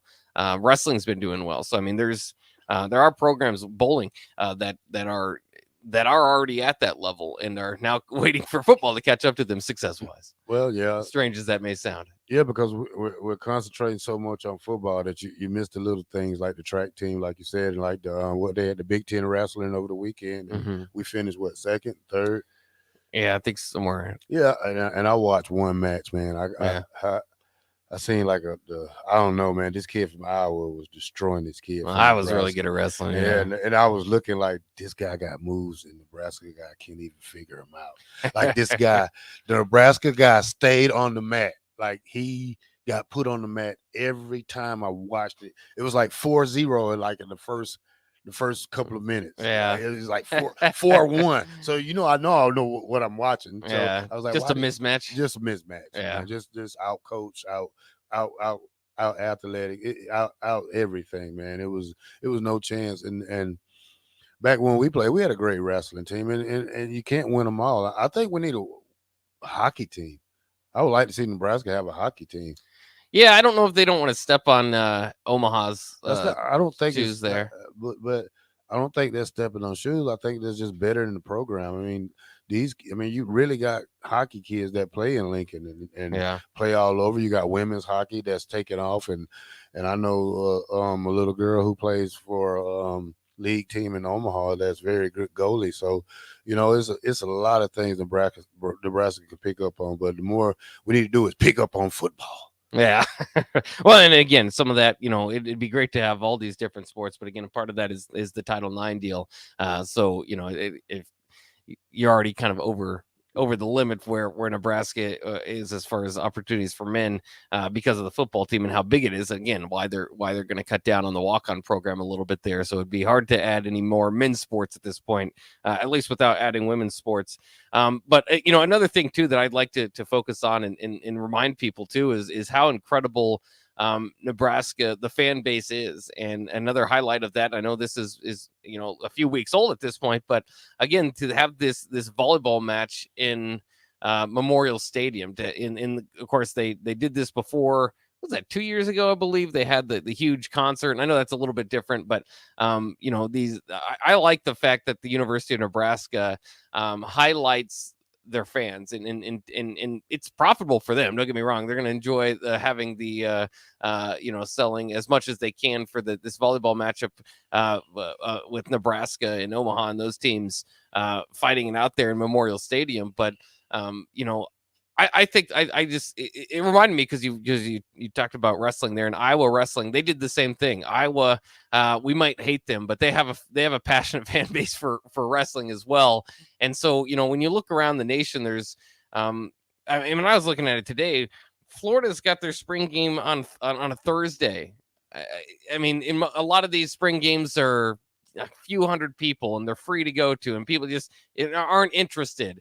Last year I went to the USC spring game and we set the modern day USC record, and there's like 22,000 people there. That doesn't even, that's in Los Angeles, where there's quite a bit of people. There's always something better to do, I suppose, is what people think. I don't think so. I love college football. I'd be going to the games all the time, but I just continue to remind people of how great this fan base is, and I think the university is doing a good job to highlight that. And especially with volleyball, it's going to highlight and kind of make you think, kind of like I do with Iowa and wrestling. The reason why I synonymously think, I don't pay too much attention to wrestling. I couldn't tell you the top 10 teams or anything like that, but I do, kind of think college wrestling synonymous with Iowa, because they had that big outdoor match and pretty much filled the stadium. In Nebraska now, I think you're going to get kind of the same thing, same type of attention toward, man, those people really love volleyball. And for Nebraska too, is really just loving winning teams. I'm fairly convinced, the product has to be entertaining enough. So I don't know if, there's certain sports that just don't lend themselves to viewership, I suppose. But any team that starts winning, Nebraska in the past has had to build, bigger, get them bigger opportunities, bigger venues. I mean, you look at baseball, of course, they did that, going from Old Belter Field to Haymarket Park, and then of course, volleyball. When Nebraska moved away from the Bob Devaney Sports Center, Nebraska basketball did. That's not like a common move across the nation to say, oh, we'll convert that to the volleyball center. But Nebraska can, and it's been one of the best places to play volleyball. And as far as attendance, it's right up there among the nation's lead. Oh yeah, that's great. See, the thing is, other colleges don't care about spring ball like we do, because they know what they have. See, we go through it year in and year out that we have to have 50, 60,000 at a spring game. But if you got 50, 60,000 at a spring game, why not? You're not hitting. So the thing is, if you're going to get that, if you're going to entertain the crowd this year, let's entertain them by hitting. Mm-hmm. I mean, there's no use of going out there and having 50,000 people to come watch a tag football game. And that's the thing about us in the past. See, in the past, we did get 50,000 and they watched us hit. And the thing is, we got to get back to the old us, not the new era or the new us. I mean, we still got to be the tough Nebraska football team. I'm not talking about with all the new coaches and new players and all the old championships we won. We just got to be tough old Nebraska. Yeah, and the spring games is fascinating too. Kind of what angle you want to go there, because like you're saying, I think that it's a great opportunity for them every year and year out to kind of showcase the football team, and of course the flag football stuff or the two-hand touch football stuff. I mean, that just can't happen. There's ex-Huskers that are embarrassed about it when we tell them still about it to this day, or talk about it. And I don't think you'll see that approach being taken in the future. But again, to me, do you just want it to be a football game? The fact that you can get your fan base pretty much to fill the stadium or get pretty close to it. Do you want to add an entertainment element to it? I mean, do a halftime concert or something. I mean, I think that they could even highlight it a little bit more. And they already do a great job of it. And, I wouldn't want to highlight it if it's a two-hand touch football game, but so you got to make sure everything plays out. But I mean, I think doing like more entertainment aspects could be interesting and something that makes it kind of more of a tradition for Nebraska spring football. But the thing is, you don't need it. All you need is football, and Nebraskans will be there. Well, I think some type of entertainment will help us at halftime. Yeah. Get some kind of, not a local group, but someone nationally known that could come here, either a good rapper or a good, make it multicultural where everybody can enjoy it, not just make it a one-sided thing. So that's what we also got to look at. And Paul, yes, that's who I'm talking about. He's talking about Spencer Lee match versus the Corin guy, because he had all his name on his Nebraska uniform on his thigh. So yeah, that guy Spencer Lee, that was an overmatched thing, dude. That guy, I watched that whole match, and I'm not a big wrestling fan, and I said, man, this guy is overmatching this guy. It's just like this guy is staying on his back. But it was a good match, and they said this guy should likely be on the world team, and you can see the difference between our wrestling team and our wrestling team. So it's a lot different. You know, they got former players who was coaches now. I think they're twin brothers, aren't they? I'm not sure, but like you're saying, Nebraska's right up there. When you look at the college wrestling rankings, like I just pulled them up. Nebraska is 4th, and I was 2nd. So that's how good Nebraska has been. But I mean, that could be also the gap between. That's a big gap, though. That 2 and 4 buck. That's a likely big gap because the way our team came out, it was no way that we can match them in any kind of way. Yeah, well, that happens again because look at the flip side of it again when Iowa's thing is wrestling. Not to say Nebraska's again, they have a top 5 program right now, so it's also a thing here. But Nebraska's thing is volleyball, I suppose, when you're looking at like the top programs that you again connect with that sport, and Iowa just does not compete with Nebraska at all on volleyball. So there's going to be some mismatches there, but good for Nebraska for. And a shout out to them. I know in the last couple of years, or last couple of weeks, they've been making some moves because their previous ranking was 7th, and now they're up to 4th. So a shout out to wrestling. What's a good entertainment for a halftime show? Rick Ross. Yeah, well, they do that. They brought him in for. Yeah, they do that for the basketball games. For the basketball. So why not bring some entertainment? Not nothing bad, but something that everybody can groove to make this thing more of a sporting event besides just, because the spring game does get boring, and if people get bored, they leave. Yeah. And there's less people there at the end. And we've seen this happen during football games where we're in it, and then third quarter, the stadium starts to lose energy. Yeah. It goes from up all the way down, and so maybe the conference, maybe if you do entertainment not at halftime, maybe at the end of the game. Well, I say halftime. yeah, let them leave anyway. Unless you got Kid Rock or somebody there. I don't know who you're gonna have, but like I say, Nebraska just need to, we just need to get caught up with things, and like I said, I watched the thing the other day, man, and it was so funny because it has to do with Colorado. And it was like Dion met with the band director. And he was trying to tell him, like, look, you do a good job, but there's one thing I need you to do. But it was so funny, Bach.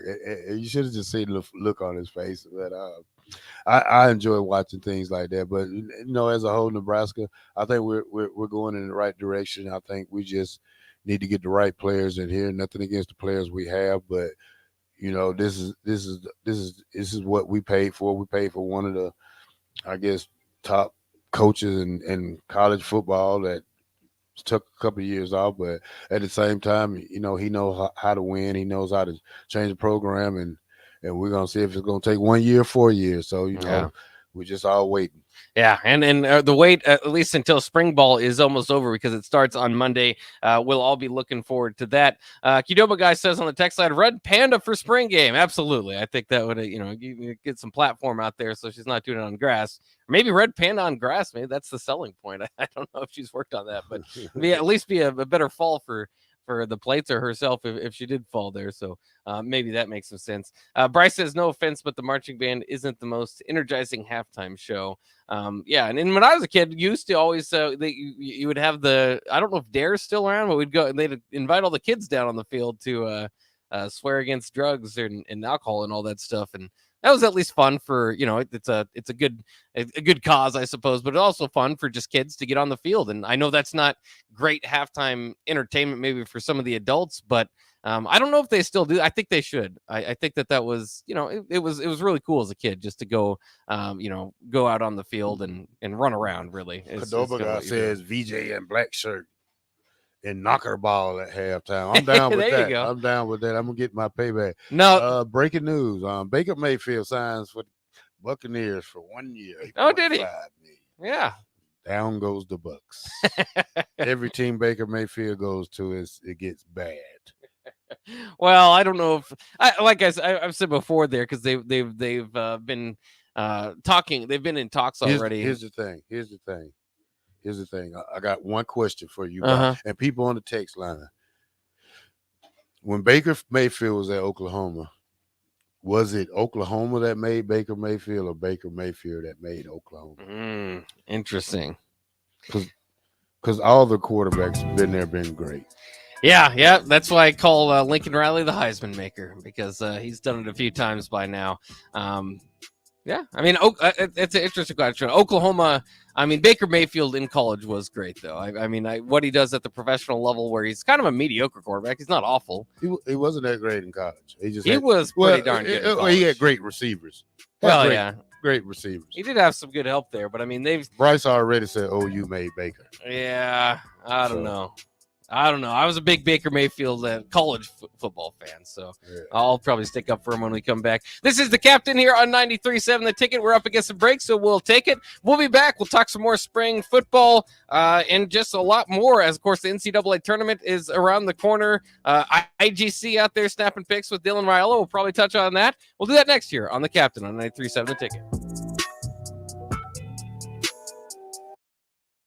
Are you looking for a solid, stable career in assembly, CNC machining, or injection molding? We got you covered. Hi, Bob Williams, HR Director for Garner Industries, a world-class manufacturer with a 70-year history right here in Lincoln. And I just listed some great career opportunities that you can find by logging into GarnerIndustries.com. If you want top pay, excellent benefits, flexible work hours, and the opportunity to work in a clean, modern, air-conditioned facility with great people, contact me today by applying online at GarnerIndustries.com. Gaina Trucking is hiring CDL Class A and B drivers. Gaina Trucking guarantees a 40-hour work week year-round, and their strong team culture makes it not a job, but a career. Gaina Trucking offers health, vision, and dental insurance, 401k with company match, an employee assistance program, and other bonus programs. Build a better career today with great team culture at Gaina Trucking. Learn more and apply today at GainaTrucking.com. Tailored Landscapes is actively preparing for spring. Things like getting new tree orders, getting equipment ready, and training staff to serve you the best we can. If you haven't already planned, now is the perfect time to figure out a maintenance plan for your yard. We're on the brink of spring cleanups for all of our existing customers and have limited spots left. We trim trees and shrubs when needed and only mulch proper amounts. Give us a call today at 402-432-2572 to set up a meeting with one of our designers and get ready for Tailored Life's grand opening in Bennett. Biggest question people have is, how do I start the process? What is the process? I want to build a new home, but I don't know what the first step is. Bob Benish of Aspen Builders, and they've built neighborhoods in and around Lincoln for over 25 years. The first step is make an appointment. Come on into my office. Let's sit around the table. Let's talk about what you're looking for, what your needs are, what your budget might be. And let's come up with some answers on what we're going to build, where we're going to build it, and what it's going to cost. So now is really the time to be contacting us to get an appointment to get the job done before school starts. Once you find a good lot, let's get it reserved, because there's a very limited number of lots in this town. And then start designing that floor plan that's going to be perfect for you. Next thing you know, we're moving dirt. Make your dream home a reality and call Aspen Builders at 423-6811. Online at aspenbuildersinc.com. Your home is waiting at Aspen Builders. MWR is dedicated to building attractive, affordable steel buildings that exceed your expectations. From commercial to residential to agricultural storage, steel buildings are cost-effective, attractive, and versatile. Plus, they're a lasting investment and an ideal choice. MWR uses Sentinel Building Systems out of Albion and can service you all over the state and region. If you have interest in a steel building, post frame building, or fencing, give MWR a call today at 402-980-5273 or go to MWRbuildingandfence.com. Craft Axe Throwing is celebrating 5 years in Lincoln, and you won't want to miss out on the fun. Right now through Thursday, March 16th, get $5 off multi-blade rentals like Ninja Stars and throwing cards, a free drink up to $5 value, plus a koozie with any booking, and a chance to win $5,000 just for stopping by. Plus, they're donating $500 to 24 different charities and offering discounts on merchandise and more. It's the 5-year anniversary for Craft Axe Throwing at 18th and N. March is a month of good luck. From epic runs in state basketball to watching Cinderella spring the upset in college basketball. And of course, St. Patrick's Day. Luck is on your side at Mullen Motors, too, because their lot is full of great vehicles to take home. Come check out their lot just north of 48th and Layton and find your next ride, as summer road trips are just around the corner. Your luck starts this month at Mullen Motors. No tagline, just quality vehicles. Mullen Motors. Nebco is hiring CDL drivers for Ready Mix Concrete, Husker Concrete, and Beatrice Concrete. Nebco offers great pay, medical, and retirement benefits, paid time off, and we pay for CDL training. Apply today to earn an average total compensation of $50,000 to $60,000 your first year driving. From Nebco's beginnings in 1908, it's the employees that have formed the company's solid foundation. Start your career today. Visit nebcoinc.com. That's NEBCOINC.com. Start your Sundays off right with Jeff and Nicole Essink on Fitness Fanatics. Jeff and Nicole discuss health and wellness, how to achieve fitness goals, and more through the life of gym owners and gym goers. It's Fitness Fanatics from 9 to 11 a.m. on Sundays on 93.7 The Ticket and theticketfm.com. 93.7 The Ticket, Fox, KFXL weather. Brought to you by Bryant Air Conditioning, Heating, Electrical, and Plumbing. Windy but warm here for your Wednesday. South winds could gust over 35, but an afternoon high of 68. Increasing clouds tonight with a low of 38. We'll reach a high of 43 tomorrow, but then see falling temps in the afternoon with a rain-snow mix possible and north winds gusting near 50. I'm meteorologist Tim Wright for 93.7 The Ticket and theticketfm.com.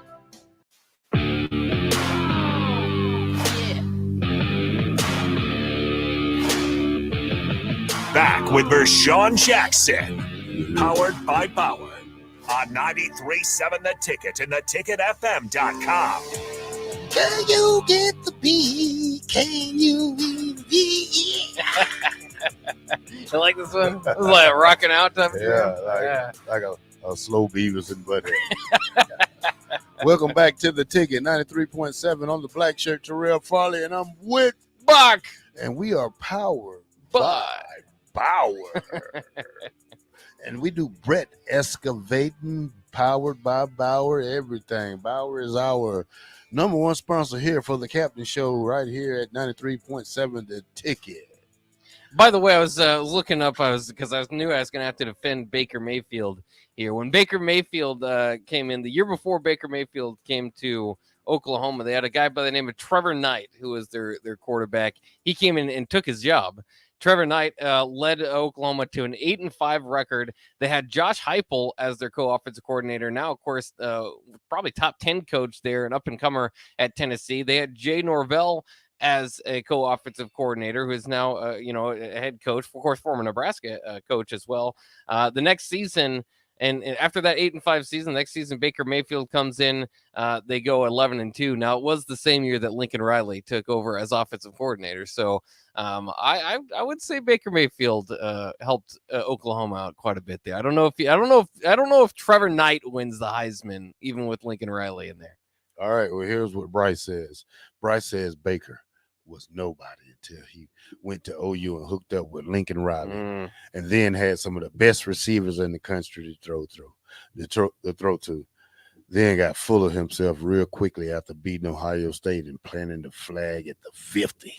That's right. He was a fun college football player. Baker would have never played another down if he would have tried that at Lincoln. He was like flipping off Kansas players and stuff. Oh, yeah. So doing the vulgar thing. Yeah. He did a lot. And I think that's what you say karma is these days. So, it's a lot of things. Craig says, haven't been able to visit nonstop, but what happened to VJ today?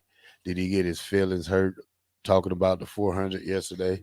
Yeah, I think he did. I was just being honest with the captain, man. I tell you what, if the captain is really honest about running his 400, he would be out there running probably a month ago. That's the thing. I think he's trying to just win it off athleticism, which I don't think he got it anymore. But it's gonna be a fun day when I see him run. It should be noted that Nick didn't take months to prepare, and I know he's younger, but Nick just decided on a whim to go out and do it one day. Yeah, and he did. Let's get Nick on. Nick. Yeah, I can't hear. Yeah, we're pointing at you. Huh? He probably knows what the topic is already. But So Nick, yeah. So Nick, here's the thing, Nick. He's got to put his headset on, then we can hear you. But yeah, I don't think it. For what it's worth, I don't think VJ being out today has anything to do with the 400. But so Nick, I had a okay. What's up? So yesterday, I had a come to Jesus moment with Rashawn. Okay. And I asked him. I said, Rashawn, I'm going to be honest to you. I don't think you can do it. Oh, me neither. I'm in the same boat. And the reason why I said that is that because this guy haven't did anything. You think running up and down in this hallway for 2 minutes each day is going to get you? No. Well, and I mean, to his defense, when I ran it, I did not do anything either. Like right. Rico ran me through like what would you say, Rico? Like a 10-minute warm up, maybe. While we were stretch a little bit. Not even. I mean, I was like touching my toes, taking a few steps, touching my toes, like just trying to get the muscles warmed a little bit because it was rainy and it was chilly. Yeah. It was not good conditions. Like I should not have ran it. But so to his defense, like that might have to be like the parameters is that you don't work out prior to it. But a man of his age, I'm concerned. If he somehow does beat your time, would you be interested in going out there and try to rebeat him? No, I've proved myself. Yeah, you're done. I'm done. I made the bet or not even the bet. I didn't even try to bring Vershawn into this. I was straight up. We were straight up on the air, Rico and I said, Rico, you think I can run it under 90 seconds? And at the time, I think Rico said no. Nope. Rico said no. And I went out there and I beat it by 5 seconds. Yeah. And that's all I care about. Well, I did what I needed to do. Everything else, that's all sides. I think the captain threw himself in it. Yeah. Yeah. Because I was back when I think I was still board hopping for him. Yeah, but this is the thing. He's not working out. He's not doing. I know he's not. For it. So he's going to pay for it April 22nd. Well, and that's the thing. April 20. It's gonna be like April 15th. He's gonna be like, I forgot about it. I've been really busy, man. Can I just not do it next weekend? No, he's got to do it April 22nd. Yeah, that's it. So that's all we wanted because we trashed him yesterday. And good. I mean, it's fine. I think he thinks it's going to be easier than he thinks. Yeah. Because I thought the same thing. I was like, it's one time around the track. That's a breeze, man. You get around that. You get about halfway through. You get about what would it be? 200 meters. Yeah, you get 200 meters through, and you're like huffing and puffing around that final turn. What do you think about Terrell's time? He's also Terrell's in much better shape than both Rashawn and I. So I would assume that Terrell probably could beat me. Oh, okay. No, I'm not. I'm trying for like 120.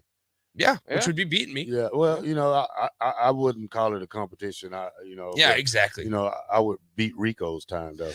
And I mean, to be fair, I was when I said that. I don't even know. Was it about a year ago now, Rico? It was a long time. Gee whiz. Yeah. I mean, when to be fair, like when I said that on the air, I was not trying to make this like a year-long discussion or topic. Oh, it's been a year. I know it has been. Yeah, I know. I have not. I did not. That was never the intention. It was literally just we were talking about some Olympian that ran it in. Cindy McLaughlin, who ran it extremely fast. And I thought, you know what? Can I run it under 90 seconds? And we went. After that show, went to a track and we did it. And I thought that would be like the bow. And I'm like, all right, we're good. We're done. And it's more Rico because Rico is the type of person. I told Rico I said I was going to run. Well, we're going to run it tomorrow. Rico said we're going to run it tomorrow. We're going to run it this time. Yeah, Terrell's running the 400 tomorrow. He still has people asking me this now. Yeah. I thought you were running 400 today, Joe. No, Rico made that. I think the bigger issue, it's not you, Terrell. I think it's been Vershawn because he said it. He's talked about it so much. And he's had people like put bets on the line and like put money up for him if he beats a minute 20. And then it was like a minute 25. And he's like, I just need to beat 90 seconds. And so like there's been so much talk and he's talked such a big game about all of it. 85 seconds, really. Yeah. That if he has to be 85 seconds. Yeah. And that if he doesn't, even attempt it, then we got some bigger issues. I don't think he's going to finish. I think he finishes. I don't think he beats my time. I think he's finished walking. Yeah, or doing that. Yeah. The Jackson Trout. Or he'll pull something, and then he's got an excuse at least. Yeah, exactly. Yeah. Or it's gonna be like, I pulled my hamstring. I twisted it wrong on the third turn. Well, he has a month in a couple of days, but Yeah. he haven't been outside yet. I know it, and the weather hasn't been great, but I for his health and safety, I hope he's stretching and getting some muscles loosened up. He wants to do it bright and early in the morning on the day of the spring game. Well, that's on him. That's fine. We'll see. He can do whatever he needs to All do. right, thank you, Nick. Yep. See you, John. Good to have Nick back. He's been gone the last couple of days. Yeah, VJ, and you know the thing about that, VJ is a very competitive guy, but there's some things that you don't compete in when you get over 48 years old. When you're 40, you just let the younger guys win. Yeah, you let the younger guys handle it, because I ran against my son and some kids around about 3 years ago, and it still hurts to today. Yeah, but I beat him. But there is, I mean, and you can touch on this too, because it's hard for athletes, especially, kind of with their dreams and aging is become, it's something that you just kind of have to accept. And it's kind of the same thing. And, I guess for like beauty standards over the years, if you think you're beautiful or you think you're the strongest, like over the years, Father Time's undefeated and he'll catch up to you. So if VJ get to the halfway mark with a minute left, I just throw down the clock. Because it's not. If it takes him a minute to get halfway done, then you just throw away the time clock. So I still want to see what his time is, just to see what the difference is. Probably about 2 minutes. I think he runs it in 1:45. He's not in shape. No, he's got some good muscles up there. But that's not gonna help him. Muscles have nothing to do with speed. Yeah, he's never been a fast guy. He never burnt anybody. He never beat anybody deep. He's always been open. But we're gonna see. What he's gonna do. So yeah, that's gonna be fun. By the way, that same day we mentioned a little bit earlier, you can watch Colorado's spring game on ESPN if you want to. Now, I don't think many Nebraska fans will. I think it's at the same time as Nebraska, but it is worth noting, the Deion Sanders stuff. And I know sometimes our show has gotten some criticism from some folks that just stop talking about Colorado, but the Colorado interest is going to be very real. And again, this is another indicator of that. They already have sold 35,000 tickets. That's it's going to be the most populated spring game that Colorado's ever had. But yeah, it's the only spring game that will air on the ESPN's main network, at least as of that day. As of now, is the Colorado spring game. Once in a while, you can get the Georgia one or the Alabama one. It'd be nice to get Nebraska's on there, but that hasn't happened in years. But they don't do a whole lot of spring games. But that's the type of interest, not just in Boulder, but nationwide to what's going on with Colorado. And really, that's amazing. I mean, you can say what you want about Deion Sanders and does he have enough of this or that to be coaching at this level or whatever you want to say.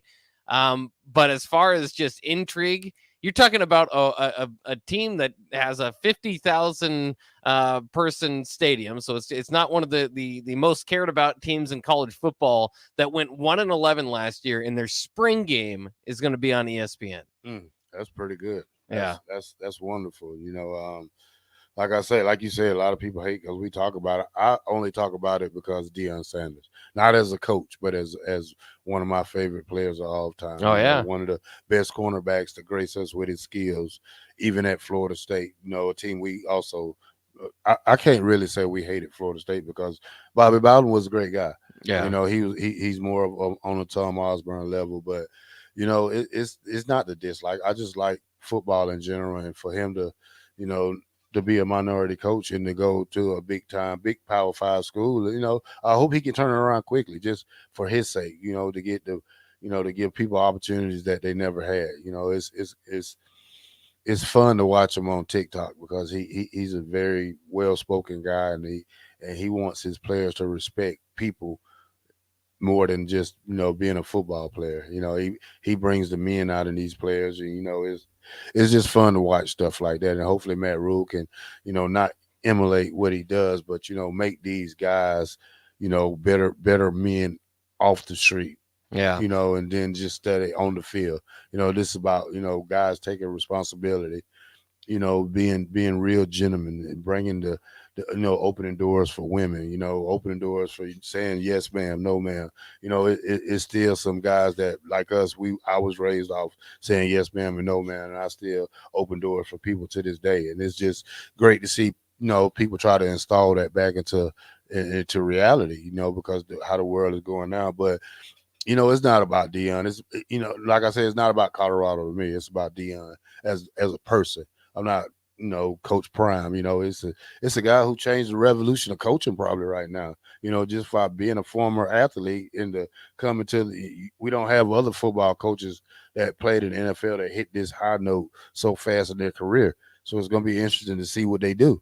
Yeah, it is. It is on that level, and to see if that kind of translates to more guys getting opportunities. It's a little bit more prevalent when you see it in basketball. Like today, or was maybe yesterday, even Juan Dixon, former Maryland standout in the NBA for a while too, got fired at Coppin State. And, you'll see guys like a Steve Nash get an opportunity right away, right out of retirement. Of course, his name's he's one of the best point guards of all time, 2-time MVP. So, that might be different category, but I mean, I think that's kind of similar to where Deion is as far as his football accolades. So it's it's more difficult just to break through, just to retire, and all of a sudden you've got a head coaching job waiting there for you. So I mean, if Deion can turn this around, and especially turning Colorado around, I would lie if I wouldn't say that Colorado is a part of it to me too. I mean, I think the national interest would be fairly similar if he picked up, the Georgia Tech job.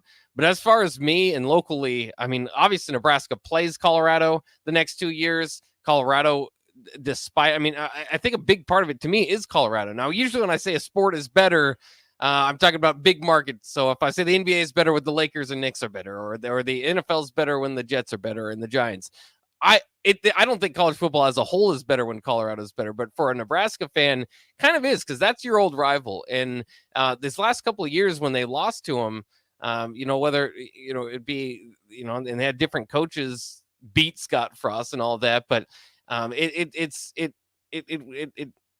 kind of reminded you of the rivalry that was there. Of course, Nebraska went back there and took over Folsom Field. Will they be able to do that again in Deion's first game at Colorado? I mean, that's why, I mean, I love it. And Nebraska, Colorado is just a matchup that I wish they would do every year, because but at the same time, it's fun to look forward to, but not if the team's, 1-11 or 3-9 or and Nebraska's got their own problem, right? I mean, they've been muddling in that sort of problem as well. But I love, I mean, just for college football, I love Ralphie. I love in Colorado when they, I mean, it's sad because when they are good, they can really put together, some teams, as we've seen over the years. But when they're bad, their fan base just kind of doesn't care and just moseys off, and then it just becomes a shell of what it once was.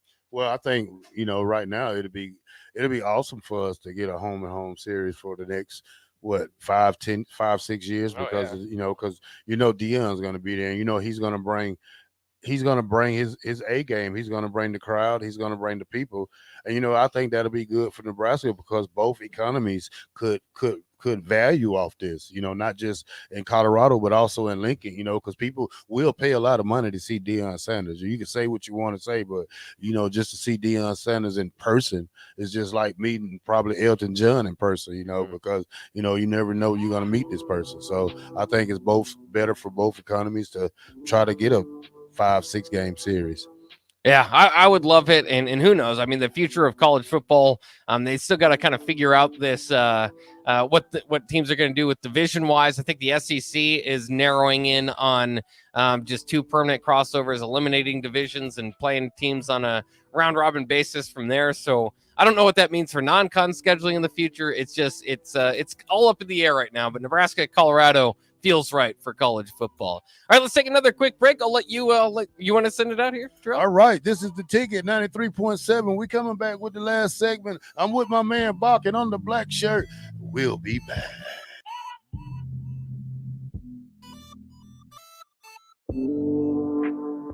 One of the Nebraska Lottery's most explosively fun promotions is back. Cash Blast. Until April 18th, buy a 2x2 ticket, enter the voucher number, and you could win $5,000 or $500. If your winning voucher is from a 7-day draw ticket or a multiple of 7 ticket, your prize is doubled. There will be 7 weekly drawings and 14 total winners in Cash Blast. So play today. You'll have a blast. But that goes without saying. 2x2 top prize odds, 1 in 105,000. Haven't played Powerball from the Nebraska Lottery in a while? It's easy, fun, and you could win a fortune. Visit your nearest Nebraska Lottery retailer. Pick 5 numbers between 1 and 69 and a Powerball number between 1 and 26. Or just ask the clerk for a quick pick. With the starting jackpot in the millions and drawings Monday, Wednesday, and Saturday, you'll soon remember why Powerball is Nebraska's favorite lotto game. Powerball top prize odds 1 in 292 million. Max 10 for men. Bye-bye golfer lines and t-shirt 10s. Take it to the max at Max 10. Get a 30-day pass, just $25. With stand-ups and laydowns for men of stature. Be a Max 10 man. Get 30 days for just $25. Now at all 4 Lincoln Max 10 locations. Integrated Life Choices has been inspiring opportunities for individuals with disabilities for more than 15 years in Lincoln by offering a number of services. From group homes for special needs adults to independent living resources and job training, you'll find the intellectual and developmental disability services your loved one needs to live a fulfilling life. They're also hiring. If you're looking for a more rewarding career, learn more about available positions. Learn more about services for your loved ones or employment today at ilc.net. Integrated Life Choices. Experience the Landmark difference with the next level of dealer support. Landmark, your local John Deere dealer, continually works to have parts on hand the first time you walk in the door. Our internal route system means we can get the parts to you typically same or next day to keep you up and running. At Landmark, we understand time is money. Get more uptime with our after-hours parts and service support on the phone or in the field. Our sales, precision ag, parts, and service teams are ready to serve you this planting season. Stop by your local Landmark today to experience the Landmark difference. MWR is dedicated to building attractive, affordable steel buildings that exceed your expectations. From commercial to residential to agricultural storage, steel buildings are cost-effective, attractive, and versatile. Plus, they're a lasting investment and an ideal choice. MWR uses Sentinel Building Systems out of Albion and can service you all over the state and region. If you have interest in a steel building, post frame building, or fencing, give MWR a call today at 402-980-5273 or go to mwrbuildingandfence.com. Nebco is hiring CDL drivers for Ready Mix Concrete, Husker Concrete, and Beatrice Concrete. Nebco offers great pay, medical, and retirement benefits, paid time off, and we pay for CDL training. Apply today to earn an average total compensation of $50,000 to $60,000 your first year driving. From Nebco's beginnings in 1908, it's the employees that have formed the company's solid foundation. Start your career today. Visit nebcoinc.com. That's NEBCOINC.com. Spring is here. It's time to get back outside and into proper shoes this year. Brown Shoe Fit is the place to buy this spring with their sale on athletic shoes. Get $10 off any athletic shoes $105 and under, and get $15 off any shoe over $105. Choose from respected brands like Hoka, Brooks, New Balance, On, and 361 Running. And don't forget the trendy Hey Dudes. A new shipment just arrived for the season. Start your spring off right at Brown Shoe Fit, just south of 66 and Q in Lincoln. Action Plumbing, Heating, Air, and Electric is the call I make when I have a need for plumbing services. Whether it's for my home or office, if I need a repair to a water heater, softener, or even my garbage disposal, I know I can count on Action to help. In one simple call, their amazing customer service team promptly schedules a service call, often getting to my needs within a day. Action delivers honest, quality services we can count on. To learn more, visit actionlincoln.com.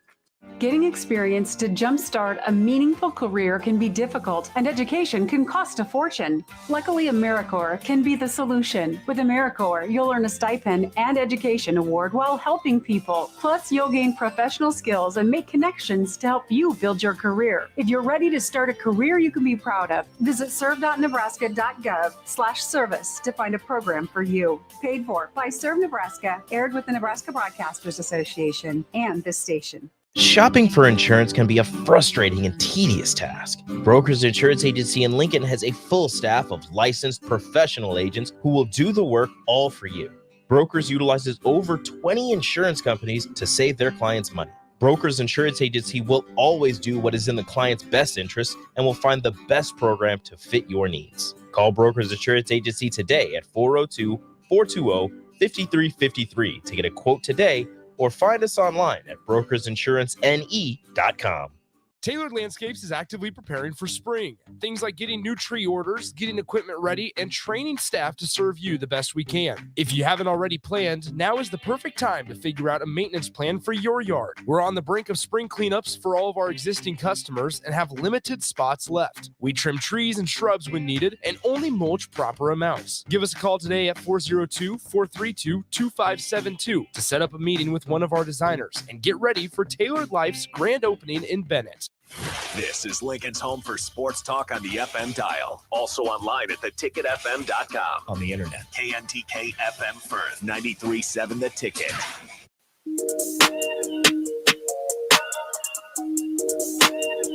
Back with Vershawn Jackson, powered by Bauer, on 93.7 The Ticket and theticketfm.com. Yeah, it's Bach in the black shirt. It's Bach in the black shirt. Who is the captain? I don't know. Who is the captain? I don't know. I like that. All right. This is the captain, though. This is the captain show with the black shirt and Bach. It's been a good day.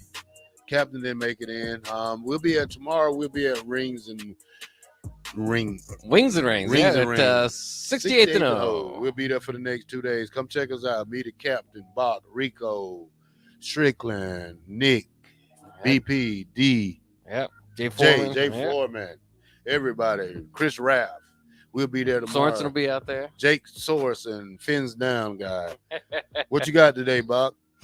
Oh, well, we're going to invite Rico in, and we've got a lot to talk about, of course, with the NCAA tournament, some college football news and notes, and a few things that I was still wanting to get to you before, because I know I had written them down, so I wanted to ask you real quick.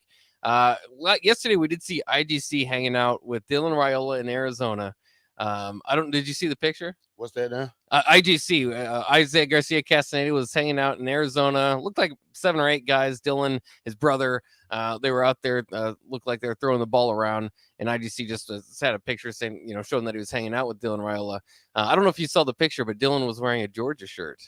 I really don't really talk about stuff like this because why would IGC be over there? He really need to concentrate for this year and getting back on grace with the team.